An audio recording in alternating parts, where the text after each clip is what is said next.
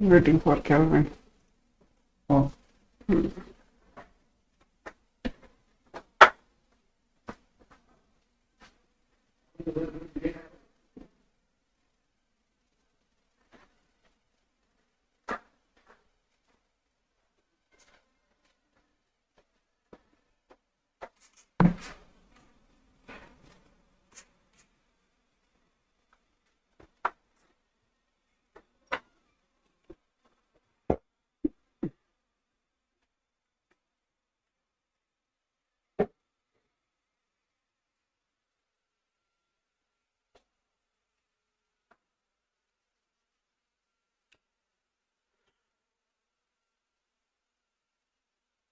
Good morning, students. Good morning, students.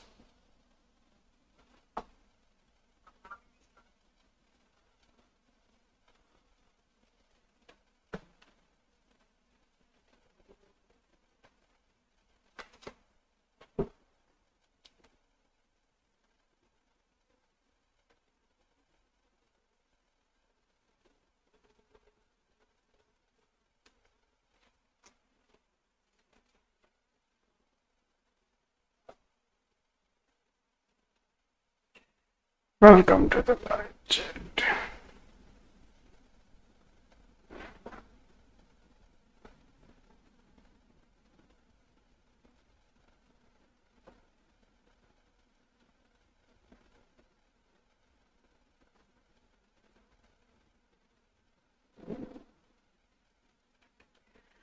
Sameer, Varna, Anshika, Shivani, Nidhi, Raini and Prashant.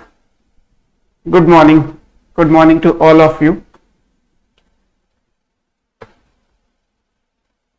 Last class में हमने kingdom fungi discuss किया था, start ही किया था बेसिकली. अंकित ने बोला है गुड मॉर्निंग बेटा. किंगडम फंगी में हमने स्टडी किया था कि इनकी डेफिनेशंस के हिसाब से अगर हम देखें तो फंगी यूकैरियोट्स हैं, मल्टी सेलुलर हैं, न्यूक्लिएटेड है, ऑब्वियस है कि न्यूक्लियस होगा, हेट्रोट्रॉफिक है, लाइक एनिमल्स. जो मोड ऑफ न्यूट्रिशन है वो हेट्रोट्रॉफिक है. ए क्लोरोफिलस, ये वर्ड इंपॉर्टेंट है बिकॉज बताया था मैंने आपको कि फंगी ग्रीन कलर की हो सकती है, but that green colour is not because of chlorophyll. So a chlorophyllous organism है. Generally reproduces by spores. Fungi में एसेक्सुअल और सेक्सुअल दोनों ही स्टेजेस में, हैप्लॉइड, डिप्लॉइड, अनफेवरेबल, फेवरेबल, हर कंडीशंस में कोई ना कोई किसी न किसी टाइप का स्पोर फॉर्मेशन है. So they usually reproduces by spores in sexual as well as asexual reproduction.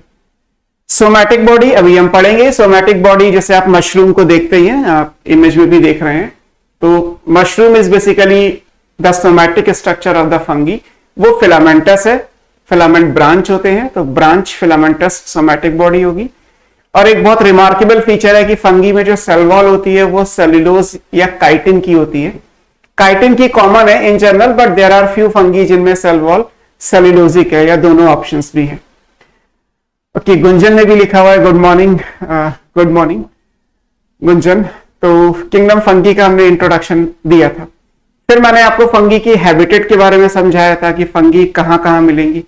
Fungi भी कॉस्मोपॉलिटन नेचर की हैं, means found everywhere, ubiquitous, like bacteria या मोनेरा. तो फंगी आपको हर जगह मिल जाएंगी. They prefer to grow in moist and warm places, जहां पे ह्यूमिडिटी या मॉइस्चर होगा वहां, या जहां हाई टेम्परेचर होगा वहां फंगी ग्रो करती है. जैसे अभी करंटली विंटर सीजन आ गया है, तो विंटर में फंगल ग्रोथ आपको बहुत कम मिलेगी. आपको यूजुअली समर्स में या रेनी सीजन में फंगल ग्रोथ दिखाई देती है, बिकॉज उन्हें वाटर और उन्हें टेम्परेचर प्रिफर्ड है, उनकी पसंद है. So they prefer to grow in moist and warm areas. Fungi क्योंकि हेट्रोट्रॉफिक है and most of them are decomposers, तो जहां भी डिकेइंग ऑर्गेनिक मैटर होगा, जहां भी ऑर्गेनिक मैटर डिकम्पोज हो रहा होगा, वहां आपको फंगी ग्रो करते हुए मिल जाएंगे. अगर पैरासिटिक है तो फिर होस्ट की बॉडी पे न्यूट्रिशन ले रही है, तो वहां से आप उनको देख सकते हैं. But in general they are decomposers, saprotrophic organism, तो वहां ग्रो करते हैं. उस बेसिस पे मैंने आपको कुछ स्पेशल लोकेशंस भी समझाई थी. लाइक फंगी हमारी स्किन पे या हमारे नेल्स पे, हमारे हेयर पे ग्रो कर जाती हैं तो उन्हें केराटिनोफिलस फंगी कहते हैं। अगर फंगी जाइलम पे ग्रो कर गई है, वुड, तो एपिजाइलिक फंगी कहलाती है। अगर वो कैटल डंग पे ग्रो करती है तो कॉर्पोफिलस बोलते हैं। एंड देयर आर फ्यू जो प्योरली एपिटिक हैं, लाइक सेप्रोलैग्निया आपको बताया था, वो प्योरली एपिटिक फंगी है। फंगी वाटर में भी हो सकती है, रेयर केस है बट मोस्टली टेरेस्ट्रियल है, but they are also found in water. तो एग्जाम्पल एक्वेटिक फंगी में सेप्रोलैग्निया हमने डिस्कस किया था। इतना ये हैबिटेट का पेज है आपका सेम। कॉस्मोपॉलिटन है, air water soil animal plant हर जगह मिल जाएंगी। Warm area, dark moist, humidity, humid का मतलब वही जहां पे मॉइस्चर अवेलेबल होगा। ह्यूमस नीचे लिखा है, मोस्ट यूजुअल हैबिट तो मैंने बताया जहां भी डिकेइंग ऑर्गेनिक मैटर होगा, है ना। आपको उस दिन भी बताया था कि ह्यूमस क्या है, humus is basically decaying organic matter.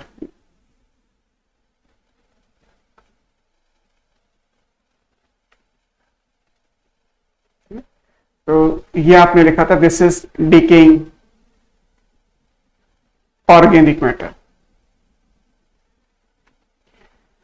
अलग अलग स्टेजेस पे होता है इसलिए मैंने डिकेइंग लिखा है, अदरवाइज आप प्रॉपर जब ह्यूमस को डिफाइन करते हैं तो उसे फुल्ली डिकम्पोज्ड ऑर्गेनिक मैटर बोला जाता है। बट ह्यूमस की भी अलग अलग स्टेजेस हैं, आगे कभी इकोसिस्टम में आप उसको पढ़ेंगे।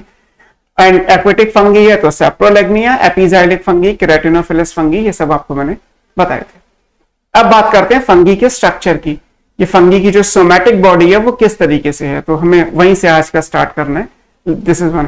प्लांट बॉडी कैसी है, तो प्लांट बॉडी सोमैटिक स्ट्रक्चर्स की फॉर्म में है।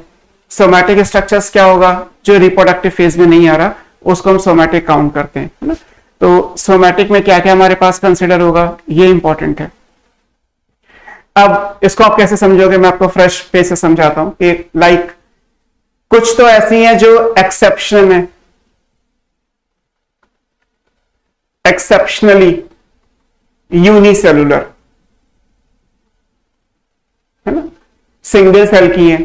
अगर सिंगल सेल की है तो इसमें एग्जांपल सबको पता ही है, हम ईस्ट कंसिडर करते हैं। ईस्ट ऐसा है जो एक्सेप्शनली यूनिसेलुलर है। अब क्योंकि फंगी के डेफिनेशन में मल्टी सेलुलरिटी से स्टार्ट किया गया है, लेकिन कुछ फंगी ऐसी है, ईस्ट है, इवन सिनकाइट्रियम भी है, बट हम अपने कंटेंट के हिसाब से ईस्ट याद रखते हैं कि ईस्ट सिंगल सेल का है। अगर हम इनके अलावा कंसिडर करें देन उसके बाद आप जो नॉर्मल केस में लेंगे वो मल्टी सेलुलर है। और उसके बाद आपने लिखा था कि मल्टी सेलुलर में क्या होगा, जो बॉडी बनेगी वो थैलस के जैसी है। Thalloid means root stem leaf नहीं है ना। रूट स्टेम लीफ नहीं होती तो बॉडी को क्या कहते हैं, थैलॉइड कहते हैं, है ना। इस तरीके से आएगा। इसको एक नाम दिया गया, दिस इज कॉल्ड माइसीलियम। तो फंगी की जो प्लांट बॉडी है वो क्या कहलाती है, उसको माइसीलियम बोलते हैं। माइसीलियम के जो यूनिट स्ट्रक्चर है उनको क्या कहते हैं, दे आर कॉल्ड हाइफी, है ना। जैसे ये फंगी है, मान लीजिए ये फंगी का माइसीलियम है इस तरीके से, तो दिस लुक्स लाइक माइसीलियम, है ना। जैसे कॉटन को पानी में डिप करके भिगो के रख दीजिए आप, रुई को, तो आप मान लीजिए कि माइसीलियम बन गया। यह सबने मशरूम देखा होगा, मशरूम इज माइसीलियम। अब मशरूम को जब आप अलग करके उसके थ्रेड लाइक स्ट्रक्चर्स अलग करते हैं तो माइक्रोस्कोप के हिसाब से तो आपने बहुत सारे थ्रेड हैंड किए हुए हैं। अदरवाइज इसमें से आप किसी भी एक स्ट्रक्चर को कंसिडर करें तो single structure is called hyphae and that complete body is called mycelium. तो माइसीलियम से बना होता है, इसमें रूट स्टेम लीफ नहीं है तो ये थैलॉइड है, मल्टी सेलुलर स्ट्रक्चर है। क्लियर, तो ये इंपॉर्टेंट हो गया कि माइसीलियम इस तरीके से होगा। अब इस क्योंकि फंगी का आगे का जो क्लासिफिकेशन है वो माइसीलियम पे बेस्ड है, one of the criteria is nature of mycelium. तो माइसीलियम के अकॉर्डिंग जब आप देखेंगे तो फंगी दो अलग अलग टाइप की है। माइसीलियम दो टाइप के हो सकते हैं, या तो हम ऐसे बनाए कि ये एक हाइफी है जिसके अंदर हमने बहुत सारी सेल्स बना दी, लेकिन सेल्स के बीच का जो पार्टीशन है वो हटा दिया। यहां पे आप पार्टीशन बना सकते हैं, लाइक ये है, यहां पे मैंने पार्टीशन बना दिया ये, और हर सेल में फिर एक न्यूक्लियस आ गया। तो अगर आप पार्टीशन बनाएंगे, जो पार्टीशन है वो क्या कहलाता है, पार्टीशन इज कॉल्ड सेप्टा, या सिंगल है तो क्या बोलेंगे, सेप्टम। तो अगर सेप्टम प्रेजेंट है तो माइसीलियम क्या कहलाता है, फिर इसको बोला जाता है कि ये सेप्टेट माइसीलियम है। इसे क्या बोलेंगे, सेप्टेट। और जब आप सेप्टा बना देंगे, जब आप पार्टीशन बना देंगे, तो हर सेल में एक न्यूक्लियस आएगा। एक न्यूक्लियस आएगा तो क्या बोलेंगे, इसको आप यूनी न्यूक्लिएट या monokaryotic, mono means one, karyon means nucleus, monokaryotic mycelium बोलेंगे। तो अगर सेप्टा या पार्टीशन होगा तो उसके हिसाब से ये सेप्टेट मोनोकैरियोटिक माइसीलियम कहलाएगा। अगर सेप्टा नहीं है, जैसे हमने यहां बनाया, यहां पे सेप्टम नहीं है, दिस इज विदाउट सेप्टम। अगर सेप्टा नहीं है तो ये क्या कहलाएगा, ये बन जाएगा एसेप्टेट। अगर सेप्टा हटा दोगे तो लगेगा कि सारे साइटोप्लाज्म में, सारे प्रोटोप्लाज्म मिलके बहुत सारे न्यूक्लियस आ गए, तो ये मल्टी न्यूक्लिएट हो जाएगा। यूनी न्यूक्लिएट की जगह कैसा हो गया, मल्टी न्यूक्लिएट हो गया। इसको हम बोलते हैं फंगी में स्पेशली सीनोसिटिक माइसीलियम। तो माइसीलियम बोले या हाइफी बोल दीजिए, पूरा ग्रुप बनाते हैं तो माइसीलियम, एक स्ट्रक्चर बनाएंगे तो हाइफा। तो एसेप्टेट हाइफी या एसेप्टेट माइसीलियम, सेप्टेट हाइफी या सेप्टेट माइसीलियम, इस तरीके से वर्ड आएंगे। तो माइसीलियम दो टाइप के फंगी में हो सकते हैं। एक ऐसा केस है जहां पे सेप्टा प्रेजेंट नहीं है, जहां पे कोई पार्टीशन प्रेजेंट नहीं है, इसलिए वो एसेप्टेट हो गया। और एक ऐसा है जिसमें पार्टीशन प्रेजेंट है, तो वो सेप्टेट माइसीलियम हो गया। जो लोअर फंगी है वो लोअर फंगी इस ग्रुप में आती है। ये कहां मिलेगा आपको, this occurs in lower fungi. Lower fungi कौन सी है अभी हम देखेंगे। और ये आपको कहां मिलेगा, ये में मिलेगा हायर फंगी में। हायर फंगी के अंदर सेप्टेट माइसीलियम है और लोअर फंगी के अंदर एसेप्टेट माइसीलियम है। तो माइसीलियम को हमने डिवाइड किया। और जो ऊपर है ईस्ट, इसको अगर आप लिखोगे तो ये क्या कहलाएगा, ये तो, इसमें तो माइसीलियम है ही नहीं एक्चुअली, ईस्ट में तो माइसीलियम है नहीं। तो ऐसे भी क्वेश्चन पूछा गया कि इनमें से कौन सी फंगी नॉन माइसीलियल है, तो ये क्या बन गया, दिस इज नॉन माइसीलियल। इसमें तो माइसीलियम होगा ही नहीं, क्योंकि माइसीलियम वर्ड तो आप तब यूज करेंगे ना जब ये मल्टी सेलुलर की कंडीशन आएगी। अगर मल्टी सेलुलरिटी नहीं है तो माइसीलियम ही नहीं आएगा, है ना। हर्षित लेट हो गए आज, गुड मॉर्निंग। इवन ब्यूटी आपने भी अभी ज्वाइन किया या अभी शायद मुझे गुड मॉर्निंग बोला। सो ईस्ट नॉन माइसीलियल है, ईस्ट में माइसीलियम नहीं बनेगा, या कह लीजिए कि सिंगल सेल का। इसी तरीके से क्वेश्चंस होते हैं। अगर ऐसे क्वेश्चन आए कि इनमें से सिंगल सेल का फंगी कौन सा है, विच of the fungi is unicellular in nature, तब तो कोई आंसर ही नहीं है, अब कोई कंफ्यूजन ही नहीं है आपको, आपका सीधा सिंपल आंसर है ईस्ट। बट जब ऐसे पूछा जाता है कि इनमें से नॉन माइसीलियल फंगी कौन सा है, तो आपको एक लेवल अप करके ये देखना है कि ठीक है सिंगल सेल का है तो माइसीलियम नहीं बनेगा, तो ईस्ट का मतलब है कि नॉन माइसीलियल फंगी हो गया। तो नॉन माइसीलियल फंगी के एग्जाम्पल में ईस्ट आ गया, और माइसीलियल के हिसाब से तो फिर सारी क्लासेस जो हम पढ़ेंगे वो आएगा। क्लियर। तो लोअर फंगी और हायर फंगी में एसेप्टेट और सेप्टा है। अब हायर फंगी में जो क्लासेस आपको पढ़नी है उसमें एस्कोमाइसिटीज और बैसिडियोमाइसिटीज आता है। तो अब कंसर्न में यह आता है कि एस्को और बैसिडियो के केस में क्या पॉसिबिलिटी आएगी। तो फिर अगर ये वाला केस है ये, तो यहां पे दो पॉसिबिलिटी है, इसमें तो कोई पॉसिबिलिटी नहीं है। अगर ए सेप्टेट है तो कोई बात ही नहीं है। जब आप ये सेप्टा बनाओगे तो सेप्टा यहां पे छोटे छोटे पोर्स आएंगे। अगर आपको याद हो तो ये प्लाज्मोडेस्मेटा कहलाते हैं। प्लाज्मोडेस्मेटा क्या होते हैं, cytoplasmic connections between two cell, दो सेल का साइटोप्लाज्म जहां से कनेक्ट होता है उसको हम प्लाज्मोडेस्मेटा कहते हैं। तो जब इस पोर को आप माइक्रोस्कोप से देखोगे तो ऐसा भी हो सकता है कि इस सेप्टा में जो पोर बनेगा वो सिंपल पोर हो। अगर ये सिंपल पोर होगा तो ये क्या माइसीलियम बन जाएगा, this is called simple septate mycelium, simple septate monokaryotic mycelium, है ना। ये क्या बन गया, सिंपल सेप्टेट मोनोकैरियोटिक माइसीलियम, क्योंकि सिंपल पोर है। सिंपल पोर का मतलब है लाइक दिस, कि ये हमने बनाया, ये एक छोटा सा पोर है, इसके ऊपर एक और माइक्रोट्यूब्यूल का ऑर्गेनाइजेशन है, तो ये सिंपल पोर बन गया। अगर पोर बैरल शेप हो, बैरल के जैसा कैसे बनेगा, ये हो गया, इसके अंदर भी छोटी छोटी माइक्रोट्यूब्यूल्स हैं लाइक दिस, ये कहलाएगा बैरल शेप।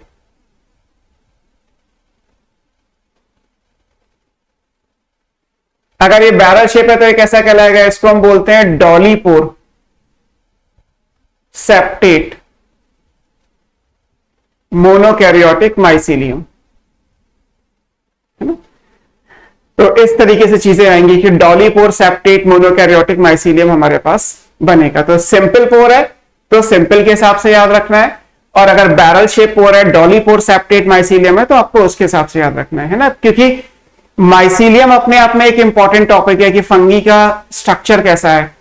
थैलॉइड है, मल्टी सेलुलर है, उसको एक टिपिकल नाम दिया गया, that name is called mycelium.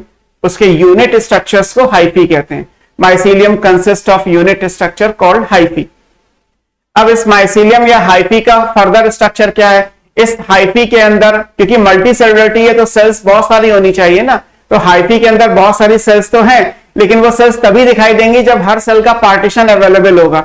Septa is present, अगर सेप्टा प्रेजेंट है तो माइसीलियम बन जाएगा सेप्टेट यूनिन्यूक्लिएट मोनोकैरियोटिक माइसीलियम। और अगर ये एसेप्टेट है, मल्टी न्यूक्लिएट है, जिसमें सेप्टा ही नहीं है, तो सिनोसिटिक माइसीलियम कहलाएगा। तो लोअर और हायर फंगी का माइसीलियम अलग अलग हो गया। फिर जब हायर फंगी की बात करेंगे तो यहां पे एक पॉसिबिलिटी ये है कि सिंपल पोर वाला माइसीलियम है या डॉली पोर वाला है। सिंपल पोर वाला होगा तो वो पॉसिबिलिटी भी है, सिंपल सेप्टेट मोनोकैरियोटिक माइसीलियम। अगर एक बैरल शेप पोर है तो वो पॉसिबिलिटी भी आएगी कि डॉली पोर सेप्टेट मोनोकैरियोटिक माइसीलियम बन जाएगा। तो माइसीलियम के हिसाब से भी हम फंगी को आगे कैटेगराइज करेंगे। लोअर फंगी और अभी हमने हायर फंगी डिस्कस किया है, वो ये हमारे पास है। ठीक है, अब आप चाहें तो इसको देख सकते हैं प्रिंटेड फॉर्म में। अगर आप देखेंगे तो यहां लिखा है कि एक्सेप्शनली यूनिसेलुलर है। आप चाहें तो यहां पे एग्जांपल लिख सकते हैं, ईस्ट। ठीक है, फिर जो ट्रू फंगी है उनके अंदर माइसीलियम बनेगा। इस माइसीलियम के यूनिट स्ट्रक्चर क्या कहलाते हैं? हाइफी। माइसीलियम दो टाइप का हो सकता है, एसेप्टेट और सेप्टेट। अगर विदाउट सेप्टा है तो ये एसेप्टेट कहलाएगा। ऐसे केस में मल्टी न्यूक्लिएट कंडीशन आ जाएगी, इसको सिनोसिटिक बोलते हैं, है ना। ये लोअर फंगी में मिलेगा। लोअर फंगी की क्लास जो हमें पढ़नी है वो फाइकोमाइसिटीज है। ऐसे अगर सेप्टा प्रेजेंट है, विद सेप्टा है, तो ये यूनी न्यूक्लिएट हो जाएगा। आप इसे मोनोकैरियोटिक माइसीलियम कहते हैं। ये आपको हायर फंगी में मिलेगा। हायर फंगी में आने के बाद भी इसके दो अलग अलग ऑप्शन है। एक ये कि इसमें सिंपल पोर है। अगर सिंपल पोर है तो ये कहलाएगा सिंपल सेप्टेट मोनोकैरियोटिक माइसीलियम, ये आपको एस्कोमाइसिटीज में मिला। और अगर बैरल शेप पोर है तो फिर ये कहलाता है डॉलीपोर सेप्टेट माइसीलियम, जैसा आपको बैसिडियोमाइसिटीज में दिखाई दी। तो जो मैंने अभी आपको ड्रॉ करके दिखाया था वही ऑलरेडी स्लाइड में भी प्रिंट है, आप यहां से भी कंसीडर कर सकते हैं, है ना। तो ये तो हो गया कि नॉर्मल केस में जब माइसीलियम बनेगा तो किस तरीके से बनेगा, है ना। अब एक पॉसिबिलिटी और भी माइसीलियम की है ना। पहली चीज की माइसीलियम ना हो, जैसे ईस्ट में है, that is called non mycelial या ए माइसीलियल फंगी। फिर जिनमें माइसीलियम है उन्हें ट्रू फंगी बोला जाता है, you mycota. Mycota is the kingdom fungi. तो उसके हिसाब से ए सेप्टेट और सेप्टेट में एस्को और बैसिडियो के लिए सिंपल सेप्टेट और डॉलीपोर सेप्टेट। यहां पे दो अलग अलग ऑप्शंस आ जाएंगे। अब हम बात कर रहे हैं कि एक और टाइप का माइसीलियम बनेगा। अब एक और टाइप का माइसीलियम क्या है? वो ये है कि जब सेक्सुअल रिप्रोडक्शन का टाइम आएगा in case of higher fungi. अब हायर फंगी की बात करेंगे तो इसका मतलब लोअर फंगी का चैप्टर क्लोज। लोअर फंगी में एक ही माइसीलियम होता है जिसको आप सिनोसिटिक माइसीलियम बोलते हैं, है ना। हायर फंगी के केस में दो पॉसिबिलिटी हैं। जब सेक्सुअल रिप्रोडक्शन हो रहा होगा तब एक अलग माइसीलियम बनेगा, और जो सेक्सुअल रिप्रोडक्शन में नहीं इन्वॉल्व है या नहीं हो रहा है जिस टाइम पे, उस टाइम पे नॉर्मल ये वाला माइसीलियम बनेगा, है ना। तो सेक्सुअल रिप्रोडक्शन के टाइम पे सिर्फ हायर फंगी में एक अनदर टाइप का माइसीलियम बनता है जिसको हम डाइकैरियोटिक माइसीलियम बोलते हैं, है ना। डाइकैरियोटिक फेज को रिप्रेजेंट करता है ना। तो ये हो गया हमारा प्राइमरी स्ट्रक्चर के हिसाब से। अगर हम सेकेंडरी में जाएं कि यहाँ पे देखो लिखा हुआ है, फिक्स है यहाँ पे कि in case of higher fungi. पहली चीज ये कि आपको केवल हायर फंगी में देखना है, लोअर फंगी में ये लाइन एप्लीकेबल नहीं है। दूसरा क्या है? During sexual reproduction. अगर हायर फंगी सेक्सुअल रिप्रोडक्शन में नहीं है, एंटर करा, तो ये वाला ऑप्शन क्लोज हो जाएगा। अगर है तो फिर एक अनदर टाइप का माइसीलियम बनेगा जो डाइकैरियोटिक कहलाएगा। डाइकैरियोटिक का मतलब क्या है? ये ऐसे दिखाई देगा। अगर आप डाइकैरियोटिक बनाएंगे तो क्या होगा? ये एक हाइफी, इसमें पार्टीशन बना दिया क्योंकि हायर फंगी का माइसीलियम सेप्टेट होता है, लेकिन हर एक सेल के अंदर दो न्यूक्लियाई होंगे। जैसे आपने मोनोकैरियोटिक बोला है, वैसे ये क्या है? ये डाइकैरियोटिक माइसीलियम है, इस तरीके से। और दोनों न्यूक्लियाई में एक प्लस होगा एक माइनस होगा, मतलब ये दो अलग अलग पेरेंट के न्यूक्लियाई हैं जो एक सेल में आ गए, तो ये क्या बन जाएगा, ये डाइकैरियोटिक माइसीलियम बन जाएगा। इसका मतलब ये हुआ कि जब आप एस्कोमाइसिटीज या बैसिडियोमाइसिटीज की बात करेंगे तो माइसीलियम दोनों हो जाएंगे, सेक्सुअल रिप्रोडक्शन के टाइम पे डाइकैरियोटिक और अदरवाइज मोनोकैरियोटिक। दोनों ही केस में पोर सेम रहेगा, पोर में चेंज नहीं आएगा, चाहे मोनोकैरियोटिक का पोर बने या डाइकैरियोटिक का बने, पोर का नेचर सेम है, सिंपल पोर और बैरल शेप पोर। डिफर सिर्फ ये कर रहा है कि having one nuclei per cell monokaryotic, having two nuclei per cell dikaryotic. अगर एक सेल में एक न्यूक्लियस है तो मोनोकैरियोटिक यूनिन्यूक्लिएट, अगर एक सेल में टू न्यूक्लियाई है डिफरेंट स्ट्रेन के प्लस माइनस अलग अलग होने चाहिए, then it is called dikaryotic mycelium. और कितनी देर के लिए बनेगा ये वेरिएबल है, कम टाइम के लिए बनता है, it is short lived in case of ascomycetes, it is dominant, मतलब मैक्सिमम टाइम के लिए यही स्टेज रहेगी, दैट इज इन बैसिडियोमाइसिटीज। तो एस्को और बैसिडियो में एक स्पेशल टाइप की कंडीशन आ गई, स्पेशल माइसीलियम बन गया जो डाइकैरियोटिक कहलाएगा, है ना। यहां पे जो ये प्लस माइनस लिखने का मतलब क्या है, this is to nuclei of opposite strain.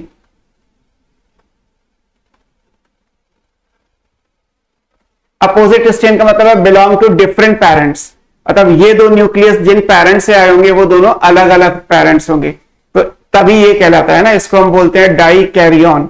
Nucleus के टर्म में ये क्या कहलाएगा, दिस इज कॉल्ड डाइकैरियन, है ना। अभी फ्यूजन नहीं हुआ है, केवल डाइकैरियोटिक स्टेज इसीलिए बोला गया, या डाइकैरियोटिक माइसीलियम इसीलिए नाम दिया गया। तो सेक्सुअल रिप्रोडक्शन के टाइम पे एक अलग से माइसीलियम बन जाएगा, है ना। This is all about mycelium. East में माइसीलियम होता नहीं, ईस्ट को छोड़ दीजिए तो बाकी फंगी में माइसीलियम है।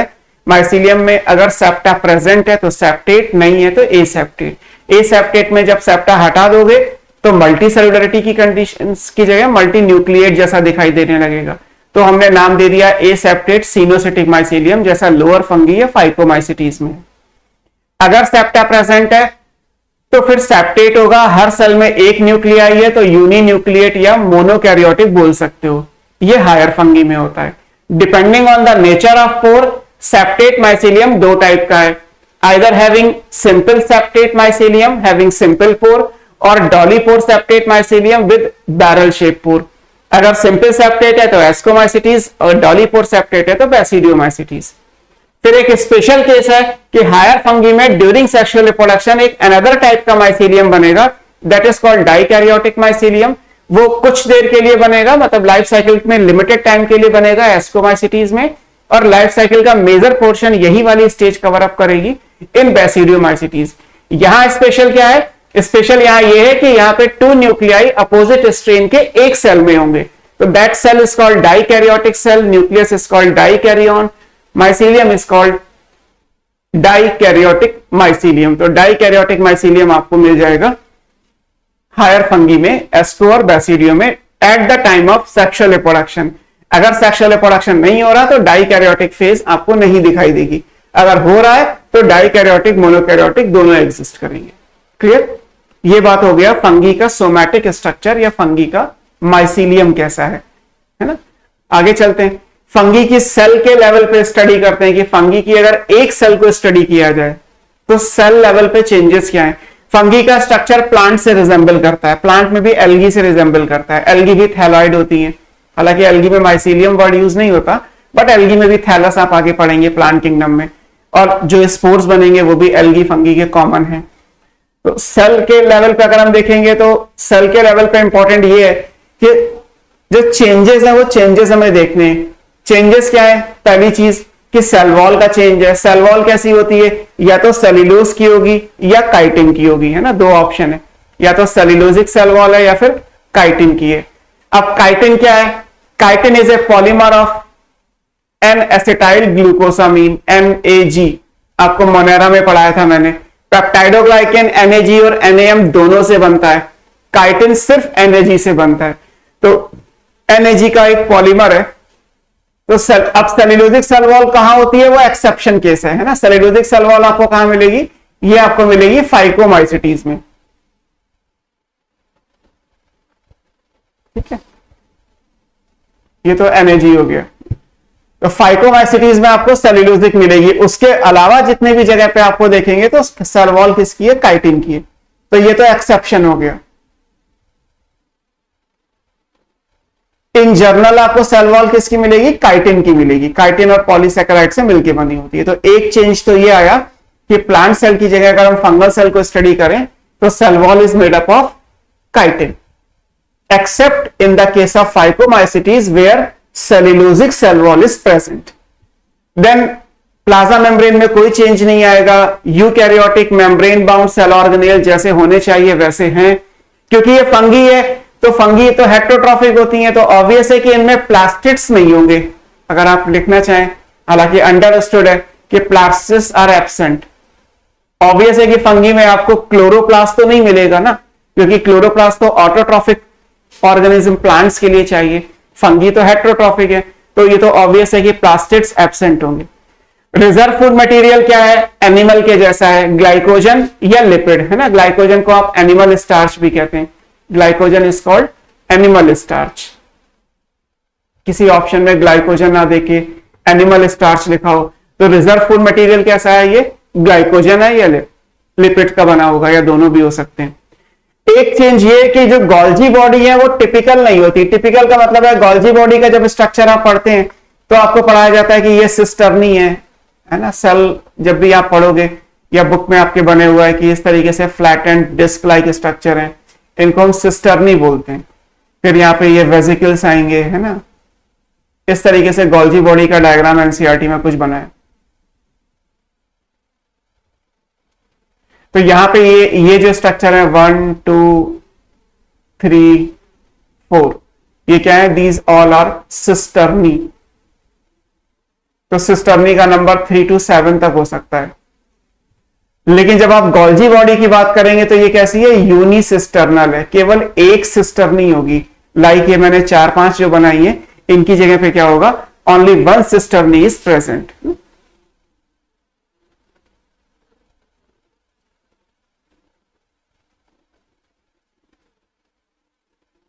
ओके तो सिस्टर्नी के हिसाब से चेंज आ गया है ना, प्लास्टिड्स एब्सेंट हो गए, सिस्टर्नी टिपिकल नहीं है, मल्टी सिस्टर्नी ना होके यूनिसिस्टर्नल गोल्जी बॉडी है।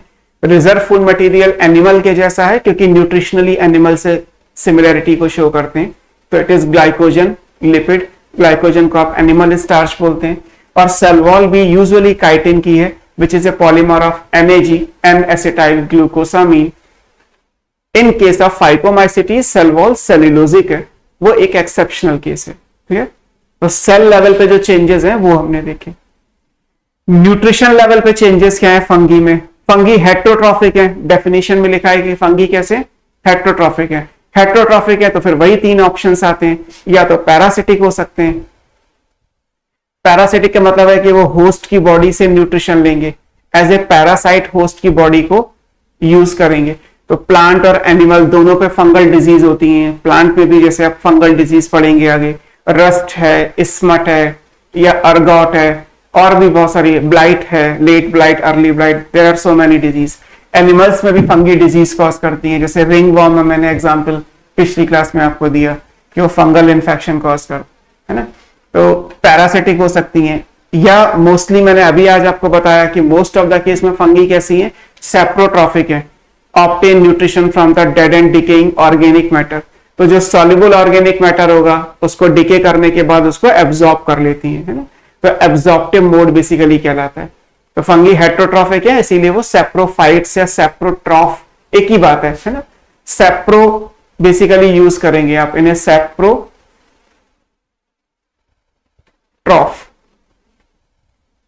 उसके आगे अगर फाइट लिखा हुआ है तो प्लांट, सेप्रोजोइक लिखा होता तो एनिमल, तो सेप्रोट्रॉफ कहलाती है। हेट्रोट्रॉफिक में भी कैसी है ये, सेप्रोट्रॉफ है। कुछ केस में सिम्बायोसिस भी प्रेजेंट है, आगे हम इन दोनों को पढ़ेंगे। लाइकेन में क्या होता है, ये एल्गी और फंगी का एसोसिएशन है, symbiotic association of algae and fungi, दोनों एक दूसरे को फायदा पहुंचाएंगे।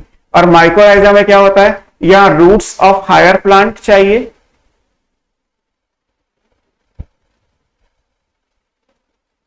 और इसके साथ फंगी का एसोसिएशन है। तो फंगी का रूट्स ऑफ हायर प्लांट के साथ है तो माइकोराइजा, फंगी का एल्गी के साथ है तो लाइकेन। तो लाइकेन और माइकोराइजा की फॉर्म में सिम्बायोसिस है, अदरवाइज पैरासिटिक या सेप्रोट्रॉपिक हो सकती है। न्यूट्रिशन में कभी इस तरीके से भी मिल जाएगा आपको कि इनमें एब्जॉर्प्टिव मोड ऑफ न्यूट्रिशन है, फंगी में एब्जॉर्प्शन की कैपेसिटी बहुत ज्यादा है, ये गुड एब्जॉर्प्शन को शो करती है। तो मोड ऑफ न्यूट्रिशन क्या लिख दिया जाता है, एब्जॉर्प्टिव मोड ऑफ न्यूट्रिशन। मतलब डाइजेशन जैसा नहीं है कि फंगी फूड मटेरियल को अंदर ले जाएंगी और उसके बाद डाइजेस्ट करके एब्जॉर्ब करेंगी। फंगी क्या करती हैं, एंजाइम्स को मीडियम में रिलीज करती है। जैसे dead and decaying organic matter मान लीजिए लिखा है सेप्रोट्रॉफिक के केस में, तो उसमें क्या हो रहा है कि ऑर्गेनिक मैटर का जो डिकम्पोजिशन है वो बाहर हो रहा है, फंगी से बाहर हो रहा है। अगर मशरूम मान लीजिए किसी वुडन बेड पे ग्रो करता है या किसी आपको लकड़ी के ऊपर जो है कोई फंगी ग्रो करते हुए दिखाई दे रही है, तो बेसिकली क्या है कि एंजाइम बाहर रिलीज हो रहे हैं, बाहर इस ऑर्गेनिक मैटर को डाइजेस्ट किया जा रहा है। जब उसकी सिंपल फॉर्म बन जाएंगे तो उसको फंगी एब्जॉर्ब कर लेगी। तो फंगी का मोड ऑफ न्यूट्रिशन कैसा हो गया, एब्जॉर्प्टिव। तो इसलिए इंपॉर्टेंट है और दैट्स वाई हम आगे भी फंगी का रोल पढ़ते हैं। तो फंगी में एब्जॉर्प्टिव कैपेसिटी बहुत ज्यादा है। माइकोराइजा में भी फंगी का काम यही है कि वो न्यूट्रिएंट को एब्जॉर्ब करेगी। लाइकेन में भी फंगी का बहुत सारे फंक्शन है, बट एक फंक्शन ये भी है कि वो absorption of water and nutrient के लिए रिस्पॉन्सिबल है। तो because of their absorptive nature उनको सिम्बायोसिस की फॉर्म में एल्गी और रूट्स ऑफ हायर प्लांट के साथ रखा गया है ना। सेप्रोट्रॉफिक में भी है, पैरासिटिक बॉडी से भी होता है, तब भी एब्जॉर्प्शन ही होता है ना। फंगी किसी को खा तो सकती है ना, फंगी में कोई डाइजेस्टिव सिस्टम तो है नहीं, तो फंगी का न्यूट्रिशन कैसा हो गया, एब्जॉर्प्टिव मोड ऑफ न्यूट्रिशन कहलाता है। क्लियर। अब बात आती है रिप्रोडक्शन की कि फंगी मल्टीप्लाई कैसे करते हैं। मल्टीप्लाई करने के लिए सारी पॉसिबिलिटी है। Vegetative reproduction is there, asexual reproduction is there, sexual reproduction is also there. Sexual and asexual reproduction में मैंने अभी बताया आपको कि characterized by the formation of spores. चाहे सेक्सुअल रिप्रोडक्शन हो या एसेक्सुअल हो, स्पोर का फॉर्मेशन होगा। लेकिन अगर वेजिटेटिव है तो उसमें स्पोर की कोई जरूरत नहीं है। अलग अलग करके देख लेते हैं। सबसे पहले हमारे पास क्या है, वेजिटेटिव रिप्रोडक्शन है ना। वेजिटेटिव रिप्रोडक्शन में तीन ऑप्शन है। अगर फंगी मल्टी सेल्यूलर है तो फ्रेगमेंटेशन हो जाएगा, है ना, इन माइसीलियल फंगी। अगर फंगी में माइसीलियम है तो क्या होगा, माइसीलियम के जितने टुकड़े करोगे उतनी जगह ग्रो कर जाएंगी। जैसे कई बार होता है कि ब्रेड पे फंगी लग गई तो हम क्या करते हैं, वो फंगी को हटा देते हैं थोड़ा सा। लेकिन होता क्या है, अचार पे लग गया फंगी तो आपने ऊपर से अचार की लेयर हटा दी पिकल्स के ऊपर, फिर देखते हैं थोड़े दिन बाद फिर लग गई। क्यों? क्योंकि हम जितना पोर्शन हटा रहे हैं ब्रेड में से या पिकल्स में से, तो जरूरी नहीं है कि सारे माइसीलियम हट जाएं। अगर छोटा सा माइसीलियम का टुकड़ा छूट जाएगा जो माइक्रोस्कोपिक है, आपको दिखाई नहीं दे रहा, फिर 2 दिन बाद फंगी उतनी बड़ी हो जाएगी। तो फ्रेगमेंटेशन माइसीलियल फंगी में हो सकता है। Most of the fungi mycelial है, तो फ्रेगमेंटेशन इज क्वाइट कॉमन। आप अलग अलग पीसेस में जो है वो उनको मल्टीप्लीकेशन के लिए देख सकते हैं। अगर सिंगल सेल का केस है लाइक ईस्ट, तो फिर यहां पे ये 2 ऑप्शन है, बडिंग और फिशन। दोनों के एग्जाम्पल में क्या आएगा, या ईस्ट आ जाएगा। ईस्ट में बडिंग भी होती है, ईस्ट में फिशन भी होता है ना। दोनों ऑप्शन है। फिशन का मतलब है बाइनरी फिशन, है ना। फिशन की अगर हम बात करेंगे तो फिशन जैसे बैक्टीरिया में आपने पढ़ा था, this is called binary fission. Cell divides या स्प्लिट्स इनटू 2। क्लियर। अभिषेक ने पूछा है सर पिकल में कैसे लग जाता है। फंगी तो हर जगह है, आपको सिर्फ उसका फेवरेबल एनवायरनमेंट देना है। जैसे मैं जिस जगह स्टूडियो में पढ़ा रहा हूं यहां भी फंगल स्पोर्स होंगे, आप अपने घर में जाएंगे तो वहां भी फंगल स्पोर्स हैं, आपको दिखाई तो देंगे नहीं, माइक्रोस्कोपिक है।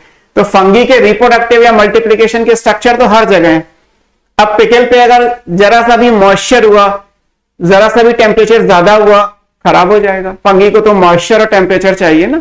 पिकल में ऑर्गेनिक मैटर तो है ही। हम पिकल में सॉल्ट ज्यादा इसीलिए तो करते हैं कि ऊपर अगर सॉल्ट की लेयर लगा देंगे या ऑयल में पूरा डिप कर देंगे, तो ऑयल तो ऑर्गेनिक मैटर नहीं है ना। ऑर्गेनिक मैटर तो पिकल है, जो भी पीस होगा मैंगो का या किसी और फ्रूट या वेजिटेबल का, तो उस पे तो फंगी पहुंच नहीं पा रही, इसलिए सेफ हो जाएगा। या सॉल्ट डाल दीजिए, सॉल्ट से प्लाज्मोलिसिस हो जाती है तो फंगी ग्रो नहीं करती। बट अगर आपने जरा सा भी पानी लग गया, या कहते हैं ना कि गंदे हाथ लग गए तो अचार खराब हो जाएगा। गंदे हाथ का मतलब है कि हमारे हाथों में फंगी और बैक्टीरिया के स्पोर्स तो हैं, सिर्फ मॉइस्चर और टेम्परेचर चाहिए सुटेबल फंगी को ग्रो करने के लिए। फंगी पिकल या जो भी फूड आइटम्स हैं उनको स्पॉइल कर देगा, है ना। तो ये एक पॉसिबिलिटी है कि फंगी है हर जगह। आप कहें कि इस रूम में फंगी नहीं है, तो ऐसा नहीं है। आप 2 दिन के लिए यहाँ ब्रेड छोड़ दीजिए, रूम को बंद कर दीजिए, 2 दिन के बाद आके देखेंगे तो ब्रेड पे आपको फंगी ग्रो कर जाएगी, है ना। बहुत इजी है ये करना।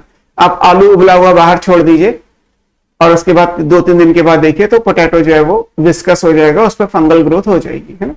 तो बिकॉज नेचर में फंगी है, कॉस्मोपॉलिटन वर्ड हमने यूज किया, फाउंड एवरीवेयर, तो वो इशू खत्म हो जाता है ना। Okay, back to the topic. अगर हम ईस्ट की बात करें तो ईस्ट में दोनों, बिकॉज ईस्ट सिंगल सेल का है, जैसे बैक्टीरिया एक सेल का होता है वैसे ईस्ट भी यूनिसेलुलर है।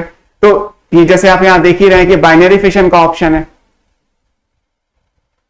ये बाइनरी फिशन इन ईस्ट। तो वेजिटेटिव सेल है ईस्ट की, एक सेप्टा या पार्टीशन बना, 2 डॉटर सेल्स बन गई, तो ये बन गया बाइनरी फिशन। और अगर बडिंग है, ये 12th की एनसीईआरटी से लिया गया फिगर, बडिंग है तो ये पेरेंट सेल है, पेरेंट सेल में एक छोटा सा बड निकला, दिस इज कॉल्ड बड, और आगे जाके ये बड अलग हो जाएगा, पेरेंट सेल वैसे ही हो जाएगा, है ना। दोनों में डिफरेंस केवल इतना ही है कि यहां बाइनरी फिशन में जो दोनों सेल्स बन रही हैं वो लगभग बराबर है ना, कोई पेरेंट नहीं है, बोथ आर डॉटर सेल्स। एक पेरेंट सेल है, ये पेरेंट सेल हो गया, और ये 2 डॉटर सेल्स हैं। जबकि बडिंग में क्या होगा, देयर इज 1 पेरेंट सेल और उसके बाद क्या होगा, ये 1 बेड है और ये 1 पेरेंट है। तो पेरेंट का जो स्टेटस है वो वैसे का वैसा ही रहेगा इन केस ऑफ बडिंग। बट अगर बाइनरी फिशन है तो उसमें पेरेंट का स्टेटस खत्म हो गया और 2 डॉटर सेल्स बन गई, यही डिफरेंस है ना। अगर हम बडिंग और फिशन को समझें तो एक रिमार्केबल डिफरेंस केवल यही आता है कि ईस्ट में बडिंग भी होती है, ईस्ट में, अब ईस्ट अलग अलग टाइप के हैं। अब आप कहें कि किस में बडिंग है किस में फिशन है, तो अलग है, बडिंग ईस्ट अलग होते हैं, फिशन ईस्ट अलग होते हैं। ईस्ट कोई जीनस नहीं है, east is a group of microbes. जैसे हम मान लीजिए इंसेक्ट्स बोल देते हैं कि इंसेक्ट्स का मतलब क्या था कि इंसेक्टा क्लास के मेंबर इंसेक्ट हो गए। तो east basically group of microbes हैं, ग्रुप ऑफ फंगी है जो सिंगल सेल की फंगी है, उनको इन जनरल ईस्ट बोला जाता है। जीनस तो अलग अलग है, टरोला इज द ईस्ट, सैक्रोमाइसिस है, शाइजोसैक्रोमाइसिस है, मोनेस्कस है, ये डिफरेंट काइंड के ईस्ट है ना। तो ये जो ईस्ट एक सिंगल सेल का है उस पॉइंट ऑफ व्यू से आपको याद रखना है ना, जीनस की फॉर्म में ईस्ट को याद नहीं रखना है ना। अब ये तो हो गया वेजिटेटिव का। इसके बाद आता है एसेक्सुअल और सेक्सुअल। एसेक्सुअल में मैंने आपको भी बताया था कि एसेक्सुअल हो या आगे सेक्सुअल भी आएगा, दोनों में ही स्पोर का फॉर्मेशन होना मस्ट है, क्योंकि फंगी स्पोर प्रोड्यूसिंग ऑर्गेनिज्म है, तो बिना स्पोर के ये केस नहीं हो सकता। तो spore formation is quite mandatory.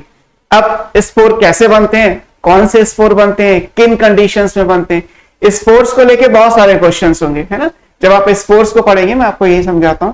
अगर हम स्पोर्स के हिसाब से आगे जब पढ़ेंगे, जस्ट पढ़ने वाले हैं, तो एक तो ये है कि ये फेवरेबल कंडीशन में बनेंगे या अनफेवरेबल कंडीशंस में बनेंगे। एक क्राइटेरिया तो ये होगा, अंदर बने हैं तो एंडो, अगर बाहर बने हैं तो एक्सोजीनस कहलाते हैं, है ना, ये क्राइटेरिया होगा। हैप्लॉइड है स्पोर्स या डिप्लॉइड स्पोर्स हैं, आपको ये भी देखना होगा। एसेक्सुअल में भी स्पोर बनते हैं, सेक्सुअल में भी स्पोर बनते हैं, आपको ये भी देखना होगा, है ना। एक न्यूक्लियस का भी होता है, यूनी न्यूक्लिएट भी स्पोर होते हैं और मल्टी न्यूक्लिएट भी स्पोर होते हैं।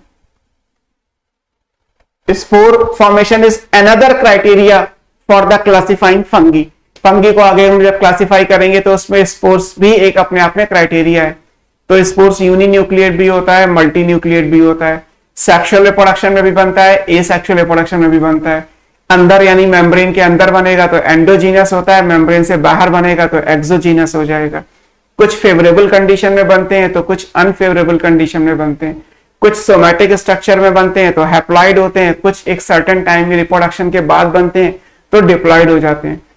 Different criteria sorry for spore formation is there, और ये क्राइटेरिया इंपॉर्टेंट है। स्पोर्स को लेके फंगी में काफी क्वेश्चंस आपको मिलेंगे कि ये स्पोर्स कहाँ बनते हैं, कैसे बनते हैं, किस कंडीशन में बनते हैं, हैप्लॉइड है, डिप्लॉइड है, सेक्सुअल में बने, एसेक्सुअल में बने, there are so many options. पहले हम पढ़ेंगे एसेक्सुअल रिप्रोडक्शन, तो एसेक्सुअल वाले स्पोर्स, एसेक्सुअल रिप्रोडक्शन माइसीलियम से ही होगा, तो ऑब्वियस है कि एसेक्सुअल स्पोर्स कैसे होंगे, हैप्लॉइड होंगे, है ना, यूनिन्यूक्लिएट होंगे। अब बाकी चीजें आगे देख लेते हैं कि और क्या क्या है। तो first of all asexual reproduction, है ना, पहली चीज क्या है, एसेक्सुअल रिप्रोडक्शन।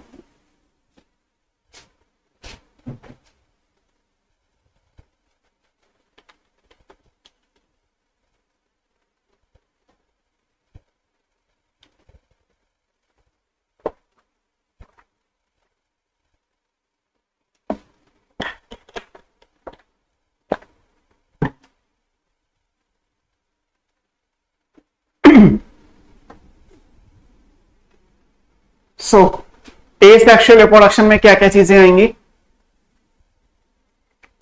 अभी मैंने आपको बताया कि हम जो एसेक्सुअल रिप्रोडक्शन पढ़ रहे हैं ये ज़ूस्पोर, स्पोरेंजियोस्पोर्स, कोनिडिया, है ना, ये जो स्पोर्स हैं ये फेवरेबल कंडीशंस में बनेंगे, they are formed under favourable conditions, unfavourable के नहीं पढ़ रहे हम, ठीक है। दूसरी चीज क्या है, माइसीलियम से बनते हैं तो ये कैसे होंगे, ये हैप्लॉइड है, n नंबर ऑफ क्रोमोसोम के साथ, है ना, दो क्राइटेरिया हमारे खत्म हो गए, फेवरेबल है, हैप्लॉइड है। कैसे होते हैं, यूनिन्यूक्लिएट होते हैं, सब में एक ही न्यूक्लियस होगा, ये भी बात पूरी हो गई, है ना। मतलब हम जो तीन स्पोर्स पढ़ने वाले हैं, ज़ूस्पोर, स्पोरेंजियोस्पोर्स एंड कोनिडिया, तो ये तीनों में कॉमन क्या है, तीनों में एक न्यूक्लियस होगा, यूनिन्यूक्लिएट, तीनों ही फेवरेबल कंडीशन में बनेंगे और तीनों ही हैप्लॉइड हैं। अब दो क्राइटेरिया बचे हमारे कि वेदर दे आर एंडोजीनस और एक्सोजीनस, एक तो ये क्राइटेरिया हमारे लिए इंपॉर्टेंट है, वेदर दे आर मोटाइल और नॉन मोटाइल, ये इंपॉर्टेंट है ना, और एग्जांपल्स भी हमें देखने हैं। तो सबसे पहले हम ज़ूस्पोर की बात करते हैं, ये बना है ज़ूस्पोर, ऊपर है ना, ये स्पोरेंजियोस्पोर्स है, ये लिखा हुआ है, और ये कोनिडिया या कोनिडियोस्पोर्स है, ये लिखा हुआ है। तो पहले हम ज़ूस्पोर की बात करते हैं। ज़ूस्पोर कैसा है, ज़ूस्पोर जैसे ये मेम्ब्रेन है, इस मेम्ब्रेन के अंदर ये स्ट्रक्चर्स बनेंगे, दीज आर मोटाइल फ्लैजिलेटेड, इनमें फ्लैजिला भी है, ये ज़ूस्पोर्स हैं। इस मेम्ब्रेन को क्या बोलेंगे, ज़ूस्पोरेंजियम, ज़ूस्पोर को कैरी करने वाली मेम्ब्रेन क्या कहलाती है, ज़ूस्पोरेंजियम, क्लियर। तो ज़ूस्पोर्स कैसे हो गए, मेम्ब्रेन के अंदर बने, मेम्ब्रेन के अंदर बने तो कैसे हो गए, ये एंडोजीनस, फॉर्मेशन मेम्ब्रेन के अंदर हो रहा है तो कैसे कहलाएंगे, एंडोजीनस कहलाएंगे, है ना। और मोटाइल स्ट्रक्चर है बिकॉज ऑफ फ्लैजिला, ये कैसे होंगे, मोटाइल होंगे। So zoospores are motile flagellated structures endogenously produced inside zoosporangium during favourable condition. Favourable condition ऊपर ही हमने लिख लिया है, यूनिन्यूक्लिएट है, हैप्लॉइड। इंपॉर्टेंट क्या है कि ये एंडोजीनसली प्रोड्यूस्ड है, ज़ूस्पोरेंजियम के अंदर बनते हैं, and they have ability to move, motile structure है बिकॉज ऑफ फ्लैजिला। मोटिलिटी के लिए जो स्ट्रक्चर है दैट स्ट्रक्चर इज फ्लैजिला, है ना। मोटिलिटी के लिए जो हमने स्ट्रक्चर बनाया हुआ है वो क्या है, flagella, this structure is flagella. Flagella दो है, ये भी फ्लैजिला है, वो डिपेंड करता है, एक अलग है एक अलग है, डिफरेंट क्राइटेरिया है फ्लैजिला के लिए भी, बट ये मोटाइल स्ट्रक्चर है। अब ये ज़ूस्पोर्स हमें कहां मिलते हैं, एग्जाम्पल क्या है ज़ूस्पोर का, तो एग्जाम्पल पे अगर हम जाएंगे तो ये हमें मिलेगा, एक सब क्लास है, अभी हम देखेंगे, इसे हम ओमाइसिटीज बोलते हैं। एग्जाम्पल क्या है ज़ूस्पोर का, ओमाइसिटीज, ये आपको कहां मिलेंगे, in members of class oomycetes. Oomycetes का कैरेक्टर है कि इसमें ज़ूस्पोर्स बनते हैं। अगर आपको आगे का याद है तो प्लांट किंगडम में एल्गी में भी ज़ूस्पोर्स मिलते हैं, एल्गी में ग्रीन एल्गी, ब्राउन एल्गी में भी आप ज़ूस्पोर पढ़ेंगे। तो ज़ूस्पोर एल्गी में भी है और फंगी में भी है, और इसीलिए ओमाइसिटीज को अभी हम आगे देखेंगे तो इनको एल्गल फंगी बोलते हैं। एल्गल फंगी क्यों बोलते हैं, बिकॉज इनका स्ट्रक्चर, इनका एसेक्सुअल रिप्रोडक्शन ये एल्गी से रिजेंबल करता है। So that's why they are called algal fungi या एक्वेटिक फंगी वर्ड भी आएगा। अभिषेक ने लिखा भी है एक्वेटिक फंगी। तो एक्वेटिक फंगी का मतलब तो खैर पानी से है कि भाई वाटर में प्रेजेंट है तो एक्वेटिक वर्ड आएगा, but in terms of resemblance with algae भी एक्वेटिक फंगी को यूज कर लेते हैं, है ना। वो भी हम 5 मिनट्स में वहीं पहुंच जाएंगे, 10 मिनट्स में, तो हम ओमाइसिटीज के बारे में भी पढ़ेंगे। क्लियर, ये पहला हो गया ज़ूस्पोर के बारे में।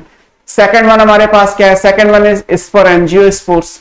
अगर आप स्पोरेंजियोस्पोर्स को देखेंगे तो ये मैं आपको फिगर बना ही हुआ है, यहीं से समझा देता हूं। जैसे ये इसको अगर आप बनाएंगे तो ये स्पोरेंजियम है और इसमें जो स्पोर्स है वो नॉन मोटाइल है। हालांकि नेट का भी डायग्राम बना हुआ है,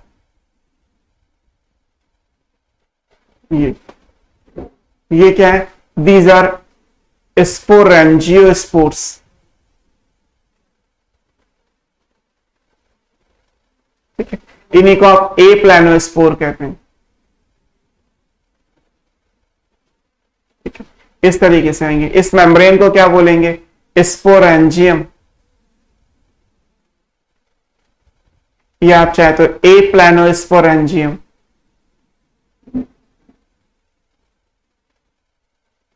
अब ये भी मेम्ब्रेन के अंदर बन रहा है, तो इसका मतलब ये कैसे हो जाएंगे? These are also endogenously produced, but इनमें फ्लैजिला नहीं है। फ्लैजिला नहीं है तो ये कैसे हो गए? These are non motile. तो बेसिकली ज़ूस्पोर्स और ए प्लानोस्पोर्स में डिफरेंस क्या आया? डिफरेंस उनकी मोटिलिटी का आया। बोथ आर एंडोजीनस, एक बनता है ज़ूस्पोरेंजियम के अंदर, एक बनता है स्पोरेंजियम के अंदर। Both are haploid, both are formed under favourable condition, both are uninucleate. The only difference is having flagella or not having flagella. So zoospores are motile structures, sporangiospours are non-motile structures. इसका example क्या आएगा? इसका example हम आगे पढ़ेंगे इन members of class ज़ाइगोमाइसिटीज। ज़ाइगोमाइसिटीज के अंदर क्या मिलेगा हमें? ए प्लानोस्पोर्स मिलेगा। क्लियर? एनसीईआरटी में ओमाइसिटीज और ज़ाइगोमाइसिटीज को अलग अलग करके नहीं पढ़ाया गया है, इसीलिए वहां पे जो एक टर्म आएगा वो फाइकोमाइसिटीज आएगा। लेकिन जब आप फाइकोमाइसिटीज को पढ़ोगे तो वहां लिखा होगा कि आइदर बाय मोटाइल और bye non motile structures. Asexual reproduction is इधर बाय मोटाइल और नॉन मोटाइल स्ट्रक्चर्स। तो अगर मोटाइल है तो क्या वर्ड होना चाहिए? ज़ूस्पोर। नॉन मोटाइल है तो क्या होना चाहिए? ए प्लानोस्पोर्स या स्पोरेंजियोस्पोर्स। क्लियर? अब एक थर्ड भी है, दैट इज कॉल्ड कोनिडिया, है ना, राइट मोस्ट ये साइड में बना हुआ है, कोनिडिया है। कोनिडिया में क्या है? कोनिडिया में फॉर्मेशन जो भी है वो चेन की फॉर्म में हो रहा है, और कोनिडिया ये है, ये जो स्ट्रक्चर्स हैं दीज आर कोनिडिया, है ना। ये एक स्टॉक के ऊपर बनते हैं, ये स्टॉक है, इस स्टॉक को क्या बोलते हैं? ये कोनिडियोफोर कहलाता है ना। और ये क्या है? These are conidia. तो कोनिडियोफोर के ऊपर कोनिडिया बनते हैं, बाहर जाके बनते हैं, है ना। अगर मैं आपको ऐसे समझाऊं तो जैसे ये कोनिडियोफोर है छोटा सा, अब इसके ऊपर ये चेन ऑफ कोनिडिया बनेगा, 1 2 3 4 5, है ना। This is chain of conidia and the stock जो ये इसको बियर कर रहा है, ये स्टॉक क्या है? This is conidiophore. अब अगर आप कोनिडिया को देखोगे तो ये कोनिडियोफोर से बाहर बने ना, तो ये कैसे हो जाएंगे?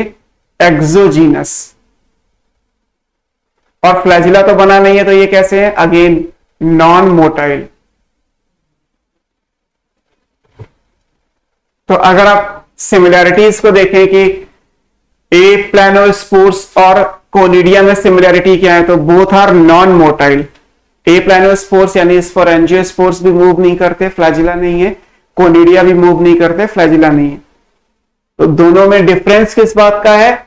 उनके फॉर्मेशन का। एक मेम्ब्रेन के अंदर बन रहे हैं और एक मेम्ब्रेन से बाहर बन रहे हैं। एक बन रहे हैं inside a planosporangium that is endogenously produced, और कोनिडिया बनते हैं on the stalk called conidiophore, so they are exogenously produced and both are non motile. Clear. तो ज़ूस्पोर, स्पोरेंजियोस्पोर्स और कोनिडिया। कोनिडिया कहां मिलते हैं? ये हायर फंगी में मिलते हैं। एस्को, बैसिडियो, ड्यूटेरो, आप हर जगह हायर फंगी में कोनिडिया पढ़ेंगे। They are formed in higher fungi. Higher fungi की हमें क्लासेस पढ़नी है, एस्कोमाइसिटीज, बैसिडियोमाइसिटीज, ड्यूटेरोमाइसिटीज। सो उन तीनों केस में जो है वो हमें ये मिल जाएंगे। तो this is about asexual reproduction during favourable condition. Unfavourable condition आपके सिलेबस में तो एक्चुअली है नहीं इतना कुछ डिटेल, तो आपको अनफेवरेबल कंडीशन में बनने वाले स्पोर्स पे नहीं जाना, हमें सिर्फ फेवरेबल कंडीशन के देखने थे। सभी में एक न्यूक्लियस है, सारे यूनिन्यूक्लिएट हैं, सारे हैप्लॉइड हैं, ठीक है, क्योंकि एसेक्सुअल रिप्रोडक्शन है तो स्पोर कैसा होगा? हैप्लॉइड ही होगा। डिफरेंस किस बात का देखना है कि एंडोजीनस है या एक्सोजीनस, और दूसरा डिफरेंस ये कि मोटाइल है या नॉन मोटाइल। उस बेस पे आपको ज़ूस्पोर्स, एप्लानोस्पोर्स और कोनिडियोस्पोर्स को अलग अलग करना है। क्लियर। अब आएगा इनका सेक्सुअल रिप्रोडक्शन। सेक्सुअल रिप्रोडक्शन कैसे होता है, इस पे चलते हैं। ये तो पहली चीज ये कि ड्यूटेरोमाइसिटीज को छोड़ के, ड्यूटेरोमाइसिटीज एक एक्सेप्शन है ना, ये लिखा हुआ है,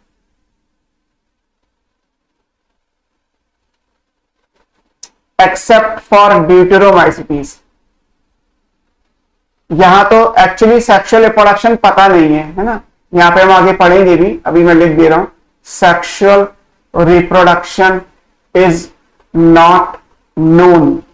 हमें पता ही नहीं है कि सेक्सुअल रिप्रोडक्शन होता है या नहीं होता, और होता है तो कैसे होता है ना। ये नहीं बोला जाता sexual reproduction is absent, because अगर आप ये कह रहे हैं कि सेक्सुअल रिप्रोडक्शन एब्सेंट है, इसका मतलब यू आर श्योर कि सेक्सुअल रिप्रोडक्शन नहीं होता। बट द फैक्ट इज कि हमें पता ही नहीं है कि होता है या नहीं होता, और होता भी है तो कैसे होता है। सो ड्यूटेरोमाइसिटीज को छोड़ दें तो बाकी की जितनी भी क्लास है उनमें आपको सेक्सुअल रिप्रोडक्शन मिलेगा। और फिर देखो यहाँ पे स्पोर्स लिखे हुए हैं, यहाँ स्पोर्स के नाम क्या है? These are oospores, ascospores, basidiiospores। अब यहां भी हमें देखना है कि सेक्सुअल रिप्रोडक्शन में जैसे आप क्या पढ़ते हैं कि गैमीट फ्यूज करते हैं तो जाइगोट बनता है, और अगर जाइगोट बनेगा तो वो डिप्लॉइड होगा, तो यानी कि सेक्सुअल स्पोर डिप्लॉइड भी हो सकता है, और जाइगोट में मियोसिस हो गई तो उसके हिसाब से हैप्लॉइड भी बन जाएगा। तो डिप्लॉइड और हैप्लॉइड दोनों चीजें आएंगी। यहां भी वही बात आएगी कि एंडोजीनस है या एक्सोजीनस है। फेवरेबल कंडीशन में तो एसेक्सुअल रिप्रोडक्शन होता है, सेक्सुअल रिप्रोडक्शन तभी होता है जब अनफेवरेबल कंडीशंस होती है।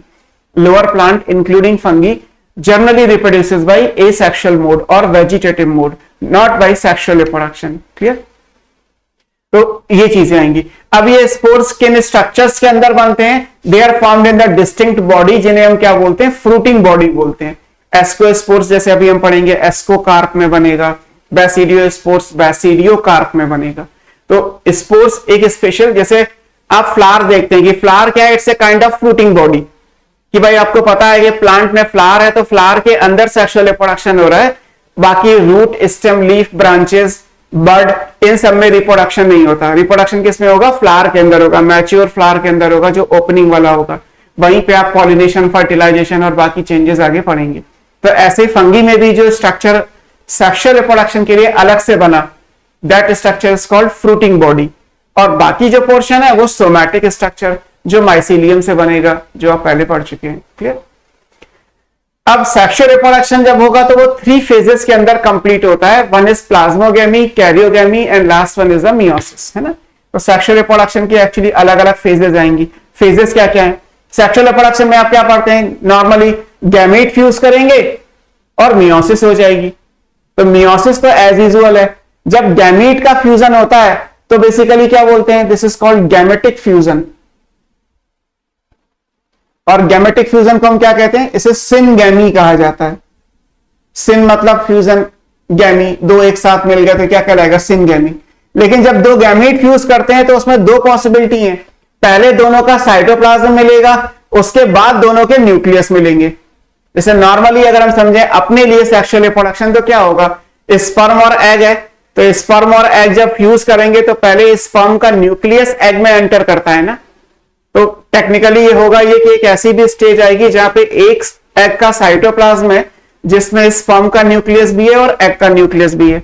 और अगर स्पर्म और एग के दोनों के न्यूक्लियाई फ्यूज हो गए तो एक प्रॉपर जाइगोट बन जाएगा। क्लियर। तो जब साइटोप्लाज्म का फ्यूजन होता है तो प्लाज्मोगेमी, और जब दोनों न्यूक्लियस का फ्यूजन होगा तो कैरियोगेमी। हायर एनिमल और प्लांट के लिए क्या है कि ये दोनों चीजें इतनी जल्दी होती हैं कि आप दोनों को अलग अलग स्टडी नहीं कर सकते। बट फंगी में ऐसा सिचुएशन नहीं है। फंगी के अंदर तो ये भी चांसेस हैं कि दोनों का साइटोप्लाज्म फ्यूज हो जाए और न्यूक्लियस का फ्यूजन डिले हो जाए। कब होगा पता नहीं, कभी ना कभी तो होगा, बट अभी नहीं हो रहा। 10, 15, 20 दिन, 2, 3, 4, 5 महीनों बाद होगा। सो इन दैट केस दो अलग अलग स्ट्रक्चर हो जाएंगे। तो बेसिकली जो सिनगेमी था उसको दो अलग अलग इवेंट में डिवाइड कर दिया गया। One is called plasmogamy, another is called karyogamy, है ना। प्लाज्मोगेमी क्या कहलाता है? Plasmogamy is the fusion of protoplasm of to gametes और सेल्स, कुछ भी लिख लीजिए, है ना। फिर आएगा कैरियोगेमी। कैरियोगेमी में क्या होगा? This is fusion of two nuclei,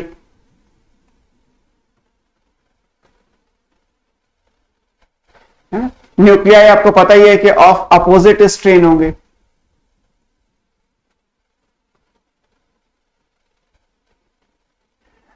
है ना, इन ए सेल। तो जब प्रोटोप्लाज्म फ्यूज करेगा तो प्लाज्मोगेमी, और जब न्यूक्लियस फ्यूज करेंगे एक ही सेल के दो न्यूक्लियस होने चाहिए तो कैरियोगेमी। और फिर आगे मियोसिस हो जाएगी, that is called reduction division third, है ना। तो 3 इवेंट में जो है वो आप कह सकते हैं कि सेक्सुअल रिप्रोडक्शन पूरा हो जाएगा। अगर प्लाज्मोगेमी के बाद कैरियोगेमी डिले नहीं हुई तो हो सकता है कि हम दोनों की जगह एक ही वर्ड यूज कर दें, that is called syngamy. Syngamy and meiosis. Sexual reproduction की डेफिनेशन क्या समझाया था आपको लिविंग वर्ल्ड में कि it's a biological process that involve syngamy and meiosis. तो सिनगेमी और मियोसिस होगी तो सेक्सुअल रिप्रोडक्शन कहलाएगा। अब सिनगेमी में 2 फर्दर इवेंट दे दिए गए, plasmogamy and karyogamy. So plasmogamy में fusion of protoplasm of 2 fusing cells और गैमीट्स, एंड कैरियोगेमी में fusion of 2 nuclei belonging to the same cells, and that is karyogamy. फिर मियोसिस और रिडक्शन डिवीजन। तो ये इस तरीके से सेक्सुअल रिप्रोडक्शन पूरा होगा। मैं आपको बना के दिखा देता हूं, आप वैसे भी समझ सकते हैं। शिवानी ने पूछा है कि अपोजिट स्ट्रेन का मतलब, अपोजिट स्ट्रेन का मतलब है कि दोनों पेरेंट अलग अलग होने चाहिए। मोस्ट ऑफ द फंगी में क्या होता है कि जैसे 2 मशरूम है तो 2 अलग अलग मशरूम की सेल्स फ्यूज करके सेक्सुअल रिप्रोडक्शन करेंगी, एक ही मशरूम की सेल्स नहीं हो सकती। ऐसे अपोजिट स्ट्रेन का मतलब है कि अपोजिट पेरेंट हो, अपोजिट सोर्सेज हो, अलग अलग सोर्सेज से आने चाहिए, है ना। ये इस तरीके से, जैसे आप कभी अर्थवॉर्म में पढ़ते हैं तो अर्थवॉर्म में क्या पढ़ते हैं कि क्रॉस फर्टिलाइजेशन है। हालांकि अर्थवॉर्म बाइसेक्सुअल है बट वहां पे उसी का मेल गैमीट उसी अर्थवॉर्म के फीमेल गैमीट को फर्टिलाइज नहीं करता। एक अर्थवॉर्म का मेल गैमीट किसी दूसरे अर्थवॉर्म के फीमेल गैमीट को, किसी दूसरे का मेल गैमीट पहले वाले के फीमेल गैमीट को, तो that is called cross. Opposite strain हो गए, दोनों गैमीट जो फ्यूज कर रहे हैं मेल फीमेल वो 2 अलग अलग अर्थवॉर्म से आए। ऐसे यहां भी है कि 2 अलग अलग सेल जो फ्यूज करने वाली हैं during the sexual reproduction, they belongs to 2 different mycelium, 2 different parents, and that's why opposite strain word लिखा गया है। क्लियर? शिवानी का डाउट पूरा हुआ। अब बात करते हैं, इसको एक डायग्राम से हम शो कर लेते हैं कि आपको समझ में आ जाएगा कि सेक्सुअल रिप्रोडक्शन हम कैसे करना चाह रहे हैं। आप जैसे कैसे बनाएंगे, इसको कलर चेंज करते हैं पहले।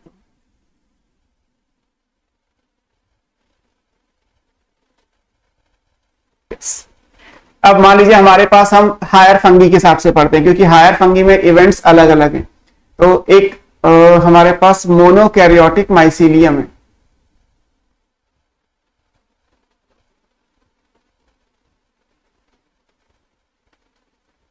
ये हैप्लॉइड होगा। अब क्या होगा, इसमें गैमीट्स बनेंगे। तो एक मान लिया कि ये मेल गैमीट है प्लस, एक मान लिया ये माइनस फीमेल, ये क्या है, ये गैमीट्स हैं। गैमीट्स हैप्लॉइड होते हैं, आपको पता ही है। गैमीट्स में न्यूक्लियस एक एक है तो इसको आप क्या बोलोगे, न्यूक्लियस के हिसाब से मोनोकैरियन। न्यूक्लियस के पॉइंट ऑफ व्यू से ये क्या कहलाएगा, मोनोकैरियन कहलाएगा। अब क्या होगा, इन दोनों गैमीट्स का फ्यूजन होगा। फ्यूजन के बाद एक ऐसी स्टेज आएगी जिसमें दोनों सेल का साइटोप्लाज्म तो फ्यूज कर गया बट न्यूक्लियस अलग अलग है ना। तो ये इवेंट क्या कहलाएगा, this event is called plasmogamy, है ना।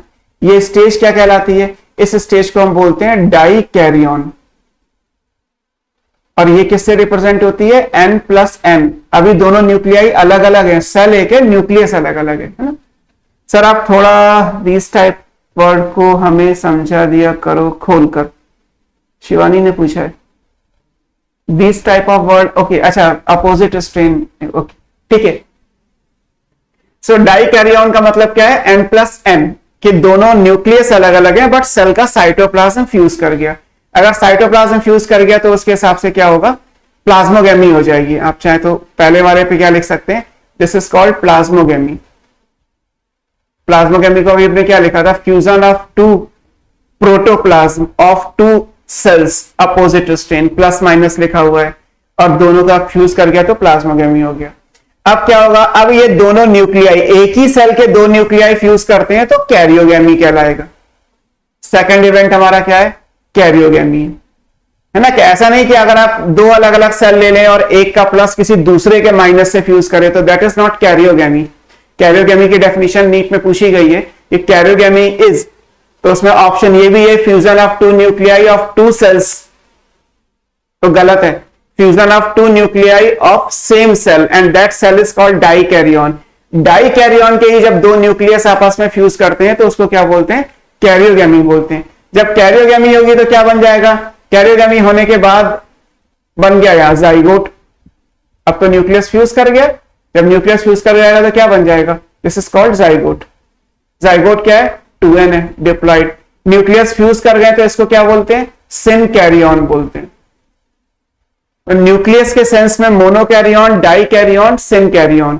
सेल्स के हिसाब से गैमीट और जाइगोट, वो आप आई होप कि पहले से जानते हैं कि गैमीट्स और जाइगोट्स क्या होते हैं, है ना। दीपांशु ने पूछा है सर डाई कैरियन फेज में कब तक रहेगा, ये हर फंगी का अलग अलग है कि कितनी देर के लिए डाई कैरियोटिक स्टेज आएगी, है ना, वो सबका अलग अलग है। एक ही सेकंड के अंदर प्लाज्मोगेमी और कैरियोगेमी हो सकती है, तो आपको दोनों अलग अलग दिखाई भी नहीं देंगे। तो डाई कैरियन आप कह सकते हैं कि नेग्लिजिबल फेज है, सीधे गैमीट और डायरेक्ट जाइगोट दिख गया आपको, है ना, जैसे हमारे केस में, वैसे कुछ फंगी में भी होता है। और हायर फंगी में जब आप जाएंगे बैसिडियोमाइसिटीज में, मशरूम्स में, तो ये भी है कि मशरूम की लाइफ साइकिल अप्रोक्सीमेटली 2 मंथ की है, 60 डेज की। तो एज पर माई नॉलेज मैं कह सकता हूं कि 55 डेज के लिए आप मान लीजिए डाई कैरियन है, 5 डेज के अंदर नीचे का और घूम फिर के ऊपर का सब कंप्लीट हो जाएगा, है ना। अभी हम डिटेल में पढ़ेंगे उस बात को। तो dikaryon fungi to fungi variable है कि वो कितनी स्टेज तक रहेगा। इंपॉर्टेंट ये कि अगर ये डिले हो जाएगा तो आपको दोनों स्टेजेस अलग अलग दिखाई देने लगेंगी। अगर ये डिले नहीं हुआ, तुरंत हो गया, plasmogamy is followed by immediate karyogamy, तो आपको सीधे सीधे जाइगोट नजर आ जाएगा, तो आपको कोई स्टेज नजर ही नहीं आएगी, है ना। तो ये कैरियोगेमी हो गई। अब इस जाइगोट में क्या करना है, इसमें आपको मियोसिस करनी है। अगर आप मियोसिस करेंगे तो क्या बन जाएगा, यहां से हैप्लॉइड स्पोर्स बन जाएंगे। मियोसिस में आपको पता ही है कि 1 से 4 सेल्स बनती हैं और इसमें 2 पॉजिटिव बनेंगी, 2 नेगेटिव बनेंगी। तो ये क्या है, दीज आर स्पोर्स। अब मियोसिस के बाद क्रोमोसोम नंबर कैसा हो जाता है, n। तो ये 2n से कैसा हो गया, n हो गया। इस स्टेज को आप क्या लिखोगे, this stage is meiosis. Meiosis को 2 क्रॉस लाइन से शो करते हैं। तो प्लाज्मोगेमी, कैरियोगेमी, मियोसिस। अब होना क्या है, ये जो स्पोर्स है ये जर्मिनेट करेंगे और जर्मिनेट करके क्या बना देंगे, वापस मोनोकैरियोटिक माइसीलियम, क्योंकि ये भी n है और मोनोकैरियोटिक भी कैसा होता है, n होता है। तो ये साइकिल पूरी हो गई। अब डाइकैरियोटिक माइसीलियम कब बनेगा, कि जब ये कैरियोगेमी डिले हो जाए। अगर ये कैरियोगेमी डिले हुई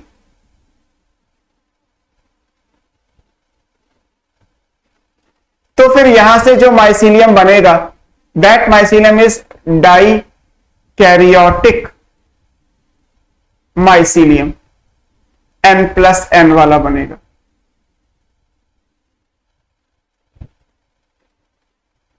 और कभी ना कभी ये इसी फेज में वापस चला जाएगा।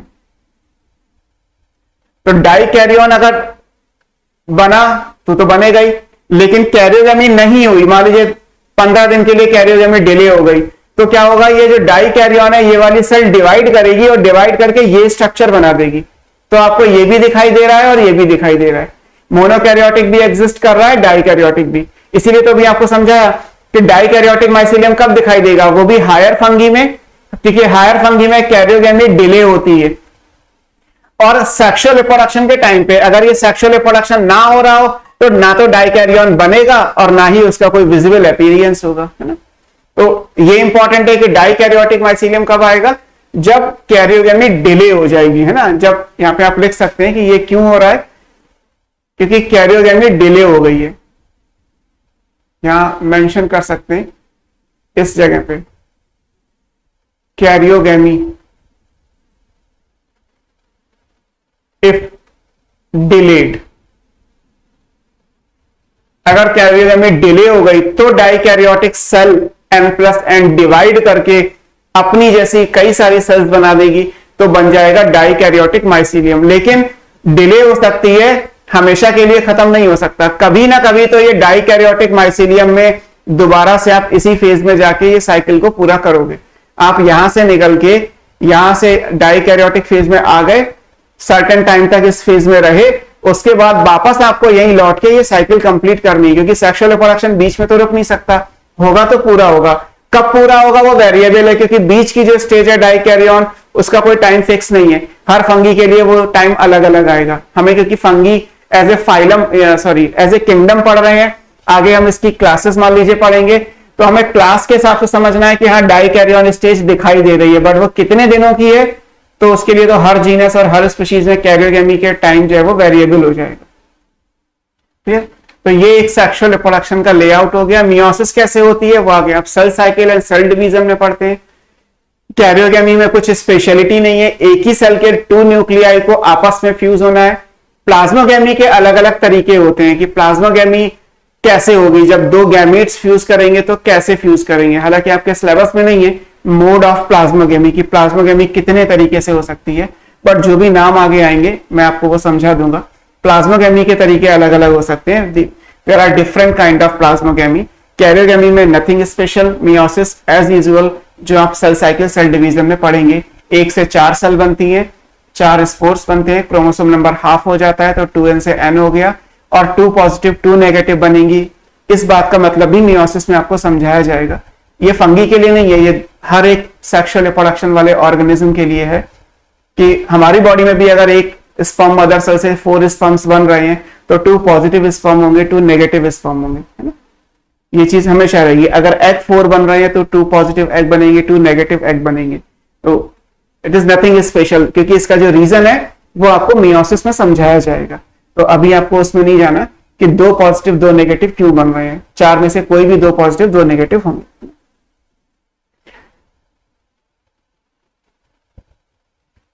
अब हम बात करते हैं, अच्छा ये भी है कि अगर हम लोअर फंगी की बात करेंगे तो सिनगेमी होगा। आप इस प्रीवियस स्लाइड में लिख सकते हैं यहाँ पे, this is in lower fungi.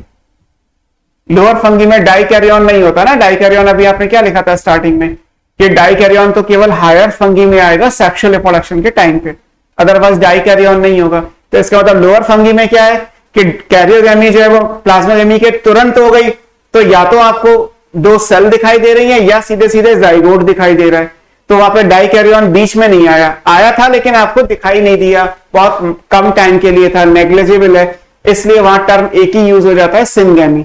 तो लोअर फंगी में सिनगेमी और मियोसिस हो जाएगी, या लिखा भी है लोअर फंगी में प्लाज्मोगेमी हुई तो प्लाज्मोगेमी के तुरंत बाद कैरियोगेमी हो जाएगी, इमीडिएट। तो इसलिए वहां पर कोई डाइकैरियोटिक स्टेज या उससे बनने वाला स्ट्रक्चर नहीं आएगा। हायर फंगी के अंदर क्योंकि कैरियोगेमी डिले हो रही है इसलिए there is a proper structure called dikaryotic mycelium, और वो आपको अलग से दिखाई देगा, है ना। ये सेक्सुअल रिप्रोडक्शन की बात आ गई। नाउ हमें फंगी की क्लासेस पढ़नी है, फंगी का क्लासिफिकेशन पढ़ना है। फंगी को जब आप कैटेगराइज करेंगे, फंगी को जब आप क्लासिफाई करेंगे, तो ये फंगी के क्लासिफिकेशन के जो इंपॉर्टेंट क्राइटेरिया है that is nature of mycelium, अभी मैंने आपको बताया था।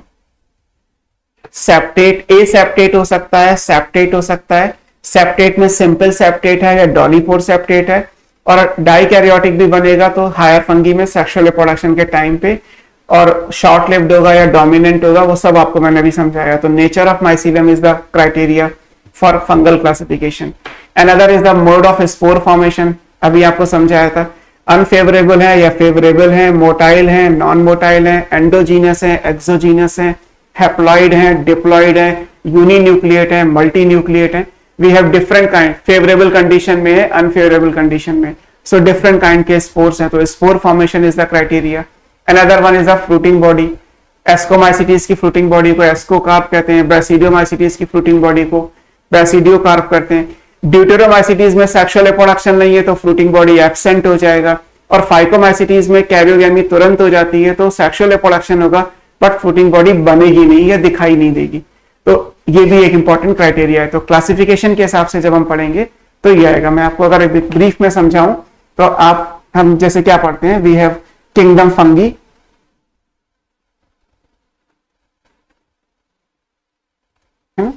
अब किंगडम फंगी के बाद क्या आना चाहिए क्लासिफिकेशन में, किंगडम के बाद क्या आना चाहिए, डिवीजन, है ना। तो यहाँ पे अलग अलग डिवीजन है हमारे पास। जो डिवीजन है वो क्या है, यू माइकोटा। यू माइकोटा को आपने क्या लिखा था, ट्रू फंगी, है ना। हालांकि एनसीईआरटी में यू माइकोटा नहीं लिखा हुआ, लेकिन हमने बीच में स्लाइड में लिखा हुआ है। कुछ फंगी ऐसी भी हैं जो यहां आएंगी, क्योंकि अगर माइकोलॉजिस्ट हूं, अगर मैं फंगी को क्लासिफाई कर रहा हूं तो मुझे वेटेकर को तो फॉलो करना जरूरी नहीं है ना। तो जो आपने स्लाइम मोल्ड पढ़ा था वो भी यहीं आएगा, मिक्सोमाइसिटीज लिखा था। जो आपने मोनारा में माइसीलियल बैक्टीरिया एक्टिनोमाइसिटीज पढ़ा था वो भी यहीं आएगा, बिकॉज माइसिटीज वर्ड तो फंगी की क्लास के लिए आता है ना। तो यहां वाली जो क्लासेस थी वो आर.एच. वेटेकर के हिसाब से किसी और किंगडम में है, आर.एच. वेटेकर के हिसाब से ट्रू फंगी ही केवल किंगडम फंगी के अंदर आती है। अब जब आप इसको डिवाइड करेंगे तो यहाँ पे फिर अलग अलग क्लासेस हैं। जैसे यहाँ पे आप लोअर फंगी पढ़ेंगे, लोअर फंगी में यहाँ पे क्या है, आपकी बुक के हिसाब से क्लास फाइकोमाइसिटीज दिया हुआ है, और यहाँ हायर फंगी है। हायर फंगी के हिसाब से आपकी बुक में यहाँ पे एस्कोमाइसिटीज एंड बैसिडियोमाइसिटीज सिलेबस में। और कुछ फंगी स्पेशल भी है जिन्हें आप इम्परफेक्ट फंगी कहते हैं।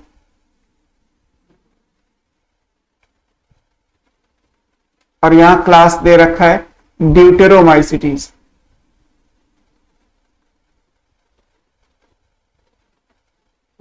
तो ये एक स्पेशल केस है इम्परफेक्ट फंगी का।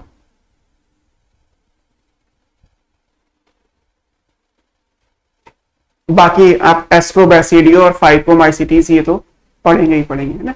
तो फंगी को आप अलग अलग तरीके से कैटेगराइज कर सकते हो कि किस तरीके से। वन बाय वन स्टडी करते हैं। फर्स्ट वन इज फाइकोमाइसिटीज, है ना। पहली क्लास हमारी क्या है, फाइकोमाइसिटीज है।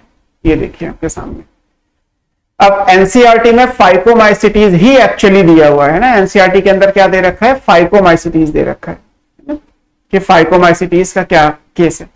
फाइकोमाइसिटीज को आप लोअर फंगी बोलते हैं। फाइको वर्ड आता है एल्गी के लिए, है ना।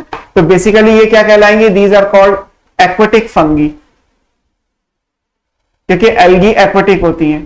तो फाइकोमाइसिटीज को आप क्या बोलेंगे, एक्वेटिक फंगी, या इनको आप एल्गल फंगी बोलोगे, क्योंकि एल्गी एक्वेटिक है और एल्गी से इसमें कैरेक्टर रिजेंबल करते हैं, इसलिए क्लास का नाम phycomycetes. Mycetes denote the class of fungi, और फाइको वर्ड एल्गी को रिप्रेजेंट करता है। फाइकोलॉजी एल्गी की स्टडी को हम बोलते हैं, तो इसलिए ये एल्गल फंगी या एक्वेटिक फंगी कहलाएंगे। अब जैसे आप एल्गी को प्लांट किंगडम में पढ़ते हैं कि वो डिकेइंग वुड पे एक्वेटिक हैबिटेट्स में होती है, तो दोनों ऑप्शन है यहाँ पे, या तो एक्वेटिक हैबिटेट में होंगी, ये वाला ऑप्शन है,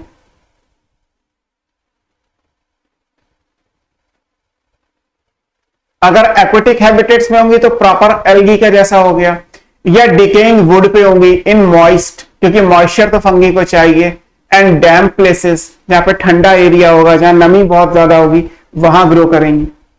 दोनों तरीके से as an obligate parasite. Obligate parasite का मतलब है केवल होस्ट की बॉडी पे ही ग्रो कर सकती हैं, बाकी नहीं। तो दोनों ऑप्शंस यहां पे मिल जाएंगे।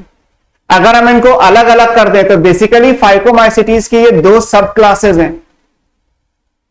अगर हम फाइकोमाइसिटीज को देखेंगे तो यहाँ पे ये दो अलग अलग क्लासेस हैं, one is called oomycetes and other is called zygomycetes. Oomycetes और जाइगोमाइसिटीज टर्म एनसीईआरटी में नहीं है, तो आपको ओमाइसिटीज और जाइगोमाइसिटीज करके कुछ क्वेश्चंस हो सकते हैं दिए हो, अलग अलग करने हैं तो अलग अलग कर लीजिए, नहीं तो एनसीईआरटी के हिसाब से इन जनरल क्या है, फाइकोमाइसिटीज आपके बुक में दे रखा है, फाइकोमाइसिटीज आपको समझना है। अब हम दोनों को एक साथ पढ़े तो दोनों में माइसीलियम आप देखोगे तो सेम है, दोनों में माइसीलियम कैसा है, aseptate सिनोसिटिक।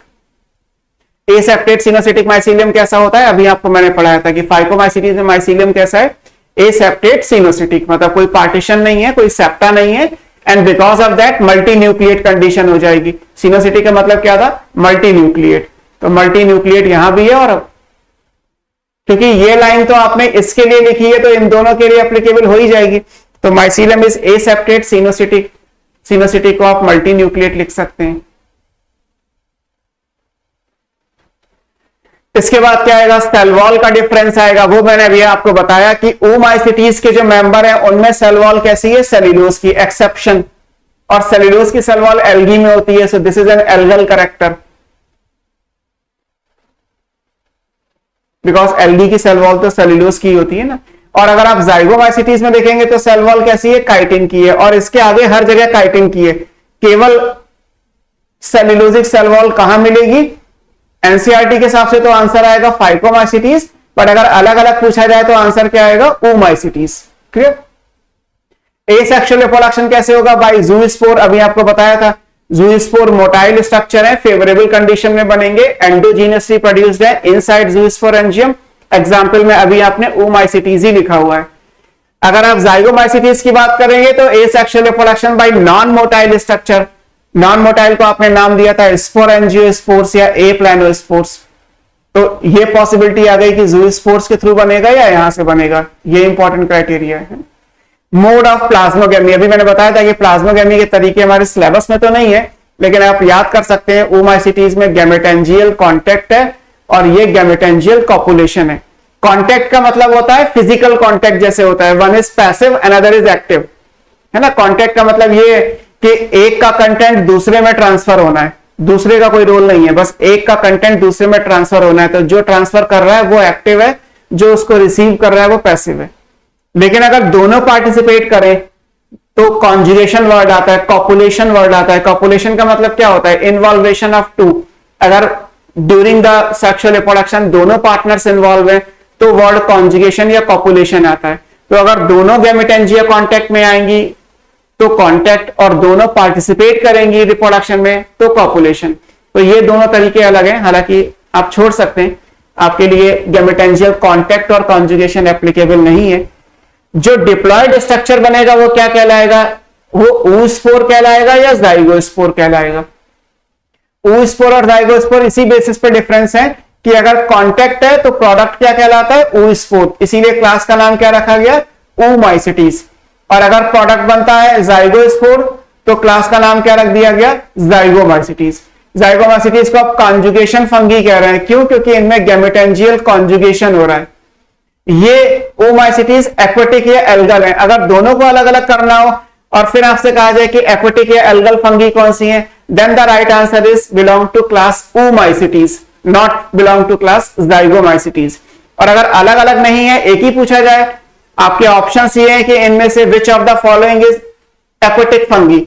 Options are phycomycetes, ascomycetes, basidiomycetes, deuteromycetes. तो सिंपल क्वेश्चन है, सिंपल आंसर है, आंसर क्या हो जाएगा, फाइकोमाइसिटीज हो जाएगा, है ना।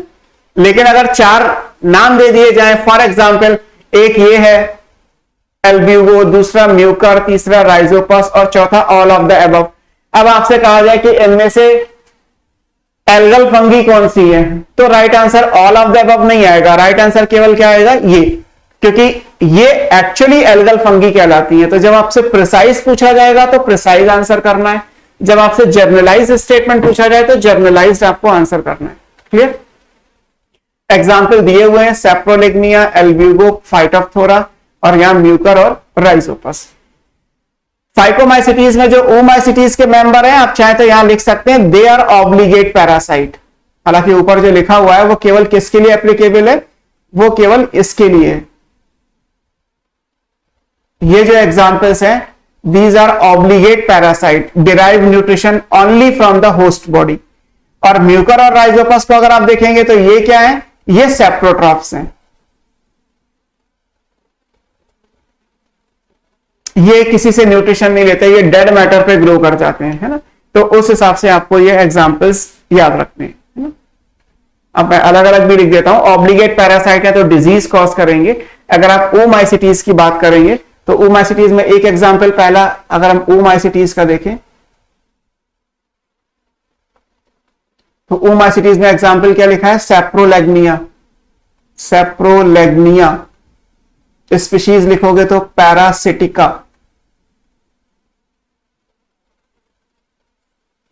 ये क्या करती है, कॉजेज सैप्रोलैग्नियासिस, ये डिजीज का नाम है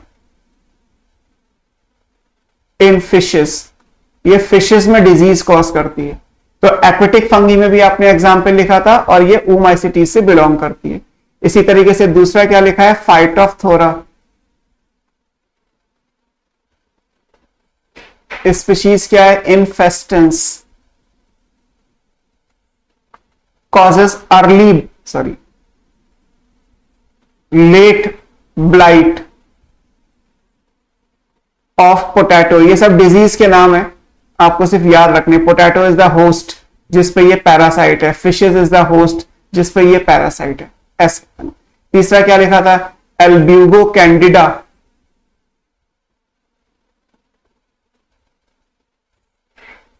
ये इसका दूसरा नाम भी था, सिस्टोपस कैंडिडा। आपको मैंने इसको पढ़ाया था लॉ ऑफ प्रायोरिटी में। ये क्या करता है, it causes white rust. Disease का नाम क्या है, white rust of crucifer. Crucifers का मतलब है मस्टर्ड और मस्टर्ड के जैसे प्लांट, है ना। अभिषेक ने पूछा सर डिजीज में फिश को क्या हो जाता है, फिश की डेथ हो जाएगी, फिश को क्या होगा। फिश को पास दिमाग होना है कि वो अपना इलाज कराने आएगी। हाँ, अगर हम फिशरीज में हैं, अगर मैं फिशरीज में इन्वॉल्व हूं, मैं पिसीकल्चर में इन्वॉल्व हूं, तो फिर मैं उसको नहीं होने दूंगा डिजीज, तो ऑब्वियस सी बात है। सैप्रोलैग्निया फंगी है, फंगी मतलब माइसीलियम है, तो इसके माइसीलियम पानी में ही होते हैं। फिशेस को आपको पता है कि फिशेस वाटर के थ्रू अपना रेस्पिरेशन कंप्लीट करती है, गिल्स के थ्रू रेस्पायर करती है। तो होता ये है कि गिल्स की सरफेस पे पानी आएगा तो पता है आपको कि कार्बन डाइऑक्साइड और ऑक्सीजन का डिफ्यूजन, गैसियस एक्सचेंज हो जाएगा। बट जब वाटर के साथ फंगल माइसीलियम आएंगे तो क्या करेंगे, वो गिल्स की सरफेस पे डिपॉजिट हो जाएंगे। अगर गिल्स की सरफेस पे आपने फंगल माइसीलियम को डिपॉजिट कर दिया तो क्या होगा, गैसियस एक्सचेंज नहीं हो पाएगा एंड बिना रेस्पिरेशन के तो सर्वाइव करेंगी नहीं, फिशेस की डेथ हो जाएगी। तो दैट डिजीज इज कॉल्ड सेप्रोलैग्नियासिस। उसको कॉटन वुल डिजीज भी कहते हैं, आपके लिए सेप्रोलैग्नियासिस, ठीक है। तो ये 3 एग्जाम्पल ओमाइसिटीज में हो गए। और ये ऑब्लिगेट पैरासाइट है। ऑब्लिगेट पैरासाइट का मतलब है कि अगर फिश, पोटैटो और मस्टर्ड लाइक प्लांट नहीं मिले तो ये कभी नहीं ग्रो करेंगे। मतलब पैरासाइट की डेथ हुई क्यों, क्योंकि होस्ट की अवेलेबिलिटी नहीं है। ऑब्लिगेट का मतलब है 100%, पैरासाइट का मतलब डिराइव न्यूट्रिशन फ्रॉम होस्ट। अभिषेक ने लिखा है इंपॉर्टेंट तो नहीं, बस पूछ लिया, कोई इश्यू नहीं है, आप आराम से पूछ सकते हैं, है ना। आपका राइट है ये पूछना कि सर इसमें क्या होता है। मुझे लगेगा तो बता दूंगा, अगर लगेगा कि ज्यादा टाइम टेकिंग चीज है तो कभी और किसी और तरीके से आप पूछ सकते हैं। जरूरत होगी तो डेफिनेटली मैं खुद भी आपको बता दूंगा। जाइगोमाइसिटीज में अभी आपने लिखा ही है कि जाइगोमाइसिटीज के जो एग्जाम्पल हैं उनमें डिजीज कॉज करने का तो ऑप्शन है ही नहीं, बिकॉज ये तो सेप्रोट्रॉफ है। ये ऑब्लिगेट पैरासाइट थे न्यूट्रिशन के हिसाब से। जाइगोमाइसिटीज में एग्जाम्पल राइजोपस कॉमन था, ये ब्रेड पे ग्रो करता है। जो ब्रेड वाली फंगी है ना वो यही है, इसे ब्रेड बोलते हैं।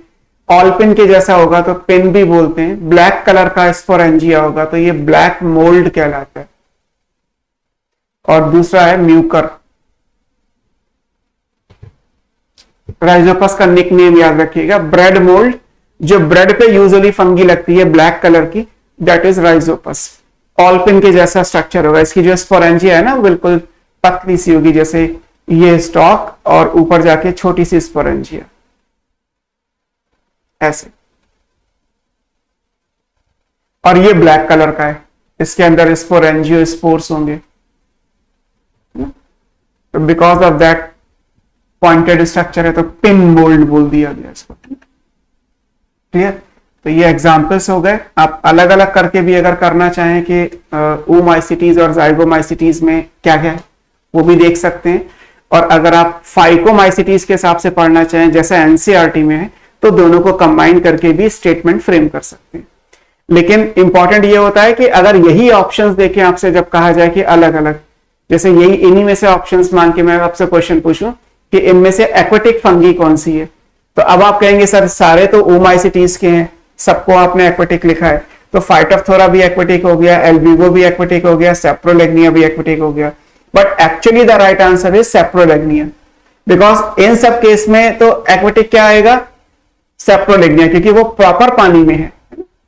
तो ऐसे तो राइजोपस भी एल्गल फंगी या एक्वेटिक फंगी, क्योंकि ये तो फाइकोमाइसिटीज के तो सारे नाम लिखे हुए हैं, और फाइकोमाइसिटीज को निकनेम में एक्वेटिक फंगी कहते हैं। बट एक्चुअली एक्वेटिक फंगी कौन सा आएगा, सेप्रोलेग्निया, क्योंकि हमें बेटर आंसर ढूंढना है। अब मान लीजिए ये 5 ऑप्शन आपके सामने है, सेप्रोलेग्निया, फाइटोप्थोरा, एल्ब्यूगो, राइजोपस, म्यूकर। अब इनमें से कहा जाए, या म्यूकर हटा दीजिए, 4 ऑप्शन है, ऊपर से 4 ले लीजिए। अब ये कहा जाए कि इनमें से कौन सा एल्गल फंगी नहीं है, which of the following is not an algal fungi? Options are Saprolegnia, Phytophthora, Albugo, Rhizopus. अब आप कहेंगे कि सर एल्गल फंगी तो फाइकोमाइसिटीज में सारे ही हैं, हम क्या टिक करें? तो मैंने आपको अलग अलग करके भी पढ़ाया कि ओमाइसिटीज के मेंबर ही एल्गल फंगी कहलाते हैं, जाइगोमाइसिटीज के मेंबर को हम कॉन्जुगेशन फंगी कहते हैं, एंड राइजोपस उसके हिसाब से एल्गल फंगी नहीं आएगा। एल्ब्यूगो एल्गल है, फाइटोप्थोरा एल्ब्यूगल है, सेप्रोलेग्निया एल्ब्यूगल। इसमें एल्गल कैरेक्टर क्या है, presence of cellulose. Cellulose plant kingdom में एल्गी में होता है, तो ये एल्गल कैरेक्टर है। Presence of zoospores, zoospore algae में होता है, फंगी में भी है, तो वो केवल ओमाइसिटीज में। जाइगोमाइसिटीज में तो जूस्पोर नहीं बनते ना, वहां तो ए प्लानोस्पोर्स आपने पढ़े, नॉन मोटाइल स्ट्रक्चर पढ़े, बट एल्गी के अंदर तो मोटाइल स्ट्रक्चर होते हैं, और एल्गी के क्लासिफिकेशन में वो भी अपने आप में एक इंपॉर्टेंट क्राइटेरिया है। तो इसलिए हमें इंपॉर्टेंट है, क्वेश्चंस के ऑप्शंस के हिसाब से ही आपको आंसर करना है, हमेशा इस लाइन को याद रखिएगा, है ना। सबने ठीक बोला था, Sameer, Shivani, Anshika and Abhishek, Rhizopus, है ना। तो क्वेश्चंस प्रैक्टिस करने के टाइम पे ऐसे क्वेश्चन फ्रेम करने, कंटेंट एनसीईआरटी का ही होना चाहिए, स्टेटमेंट अपने हिसाब से लेने हैं, और अगर एनसीईआरटी से ऊपर जा रहे हैं तो फिर भी कोशिश कहीं ना कहीं यही रखी जाती है कि एनसीईआरटी से रिलेटेड क्वेश्चंस हो। ऑप्शंस और भी है, अब ओमाइसिटीज में ऐसा नहीं कि 3 एग्जाम्पल हैं, आपको 13 एग्जाम्पल और भी मिल जाएंगे, बट हमारे लिए जो एग्जाम्पल कंसिडर्ड है वो फाइटोप्थोरा, एल्ब्यूगो, सेप्रोलेग्निया, ये इंपॉर्टेंट है, राइजोपस, म्यूकर, ये इंपॉर्टेंट है ना। तो ये पहली क्लास हो गई फाइकोमाइसिटीज एज पर एनसीईआरटी, और we can say oomycetes and zygomycetes as per our content. ठीक है, नेक्स्ट क्लास पे चलते हैं। Next class is ascomycetes, sac fungi कहलाती हैं। हायर फंगी में जो पहली क्लास है वो क्या है, एस्कोमाइसिटीज। सैक इसलिए कहते हैं बिकॉज इनमें कैविटी बनती है। अगर इन फंगी को आप देखोगे तो दे लुक्स लाइक इस तरीके से होंगी। ये कोई भी सबस्ट्रेट है जिस पे ये फंगी ग्रो कर रही है, तो ये कैविटी के जैसा है, या ऐसे होगा, किसी भी सबस्ट्रेट पे ग्रो करने के लिए, फ्लास्क के जैसा, तो भी अंदर स्पेस है ना। तो ये कप के जैसा हो गया, ये फ्लास्क के जैसा हो गया। अगर एक बॉल के जैसा भी होगा, ये सबस्ट्रेट है, तो भी यहां पे स्पेस आएगा, यहां पे स्ट्रक्चर्स होंगे इनके, यहां पे इस तरीके से स्ट्रक्चर्स आएंगे, यहां पे भी स्ट्रक्चर्स अंदर बनेंगे, माइसीलियम, ये सब माइसीलियम है, तो स्पेस है हर जगह।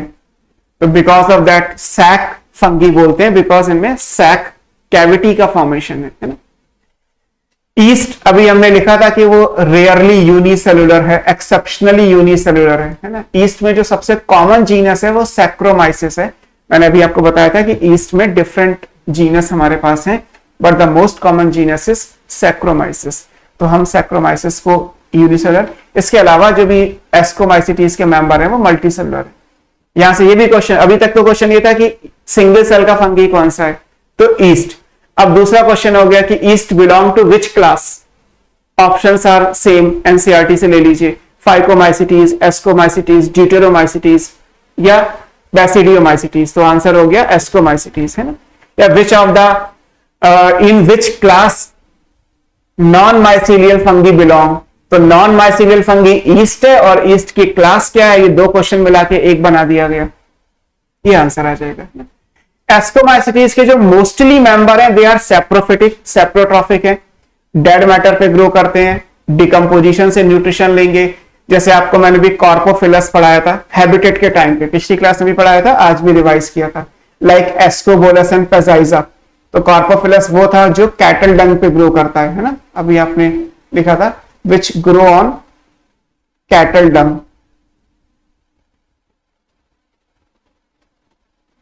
है ना। कैटल डंग पे ग्रो करने वाले जो है वो ये कहलाते हैं, कॉर्पोफिलस फंगस कहलाते हैं। एग्जाम्पल देखना हो तो आप पीछे से देख सकते हैं, मैंने एग्जाम्पल लिखे थे, आप चाहें तो मैं दोबारा भी लिख देता हूं। दिस इज एस्कोबोलस एंड पेजाइजा, अलग अलग है ये अलग है, ये अलग है। तो एस्कोबोलस और पेजाइजा कैसे हैं, दी ग्रो ऑन कॉर्पोफिलस। डिकम्पोजर सेप्रोफिटिक, बहुत सारे मेंबर्स अभी आप पढ़ेंगे एग्जाम्पल्स में, वहां से आ जाएंगे। Few are parasitic causing disease in plants और एनिमल्स, जैसा भी है। माइसीलियम कैसा होगा, फिर आपने माइसीलियम तो आज ही पढ़ा है। अगर आप माइसीलियम देखेंगे, क्योंकि ये हायर फंगी है तो दोनों पॉसिबिलिटी आ गई, मोनोकैरियोटिक भी होगा, डाइकैरियोटिक भी होगा। मोनोकैरियोटिक माइसीलियम भी है,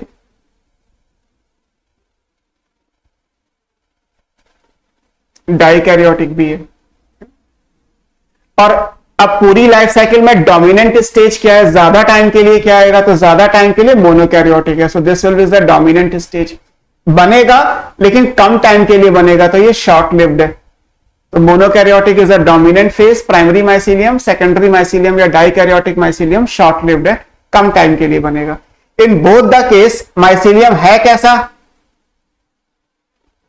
वो यहां लिखा है, यूनिन्यूक्लिएट है, ब्रांच है, सिंपल सेप्टेट होगा। अभी पढ़ाया था आपको कि हैविंग सिंपल पोर, तो माइसीलियम क्या कहलाता है, सिंपल सेप्टेट कहलाता है। और बैसिडियोमाइसिटीज में कैसा आ जाएगा, हैविंग बैरल शेप पोर। जब बैरल शेप पोर होता है तो कैसा कहलाता है, डॉली पोर सेप्टेट माइसीलियम कहलाता है। तो एस्कोमाइसिटीज के हिसाब से माइसीलियम कैसा है, uninucleate, monokaryotic, simple septate mycelium.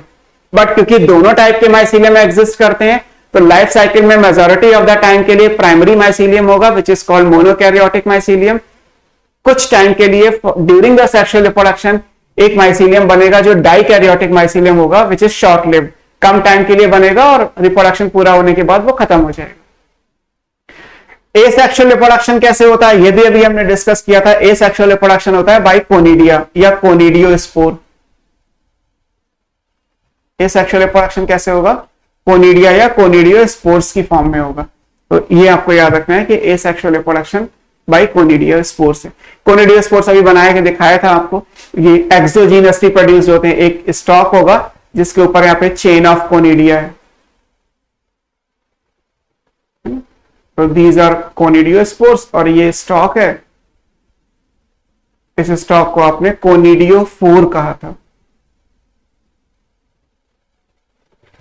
तो इस तरीके से ये चीजें आएंगी। अब आएगा सेक्सुअल रिप्रोडक्शन। सैक फंगी में सेक्सुअल रिप्रोडक्शन कैसे होता है। अब क्योंकि ये हायर फंगी है, और हायर फंगी में जैसे हायर प्लांट्स आप जानते हैं, हायर प्लांट्स में क्या होता है, आपको फ्लावर दिखाई देता है। बेसिकली फ्लावर तो आपको हर जगह दिखना चाहिए, लेकिन आप पहचानते नहीं है, या कई बार कलर नहीं होता तो हमें समझ में नहीं आता। फ्लावर तो लॉन में जो ग्रास होती है उसमें भी होता है, बैम्बू में भी फ्लावर होता है, आप जानते नहीं जानते वो एक अलग चीज है ना। तो बस इंपॉर्टेंट क्या है कि जैसे आप चाइना रोज ले लीजिए या रोज ले लीजिए, रोज में आपको पता है कि ग्रीन कलर का प्लांट और रेड कलर का रोज, और अगर रोज आपको रोज प्लांट में दिखाई दे रहा है तो इसका मतलब फ्लावर है, मींस सेक्सुअल रिप्रोडक्शन में एंटर कर चुका है प्लांट।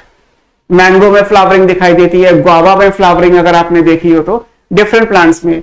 तो हायर प्लांट के लिए नेचर ने क्या किया है कि उनकी वेजिटेटिव फेज से रिप्रोडक्टिव फेज अलग कर दी, और रिप्रोडक्टिव फेज केवल रिप्रोडक्शन के लिए, जैसे रिप्रोडक्शन पूरा होगा फ्लावर टूट के गिर जाएगा, साइकिल खत्म हो गई।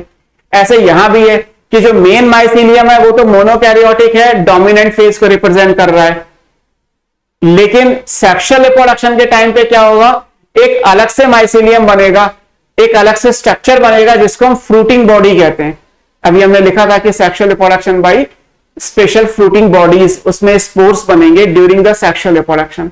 तो जैसे प्लांट्स में फ्लावर बनता है, अलग से दिखाई देता है, टूट के गिर जाता है, ऐसे ही इन फंगी में फ्रूटिंग बॉडीज बनती हैं जो रिप्रोडक्शन पूरा करके सूख जाएंगी, ड्राई अप हो जाएंगी, खत्म हो जाएंगी। नीचे जो मोनोकैरियोटिक वो हमेशा रहेगा।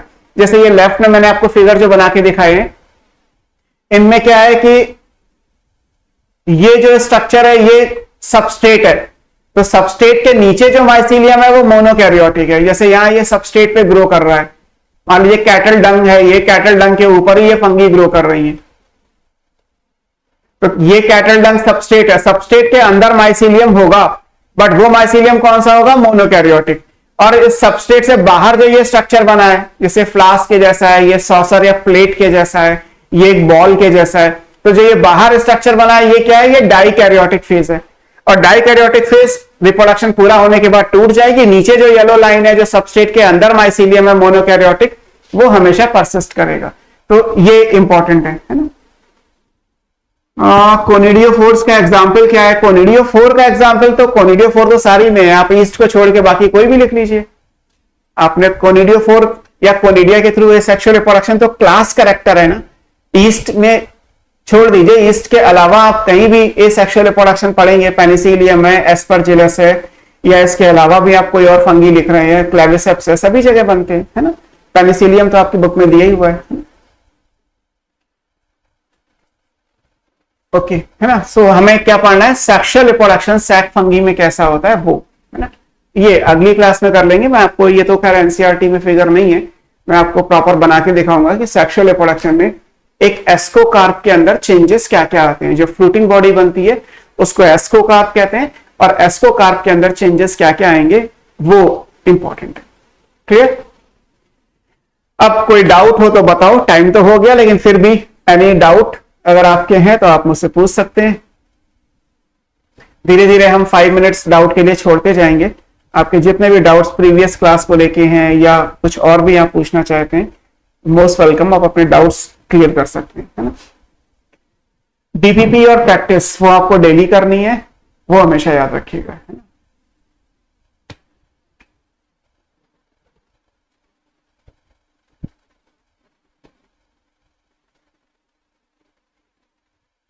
निधि ने लिखा है no sir, okay it's good.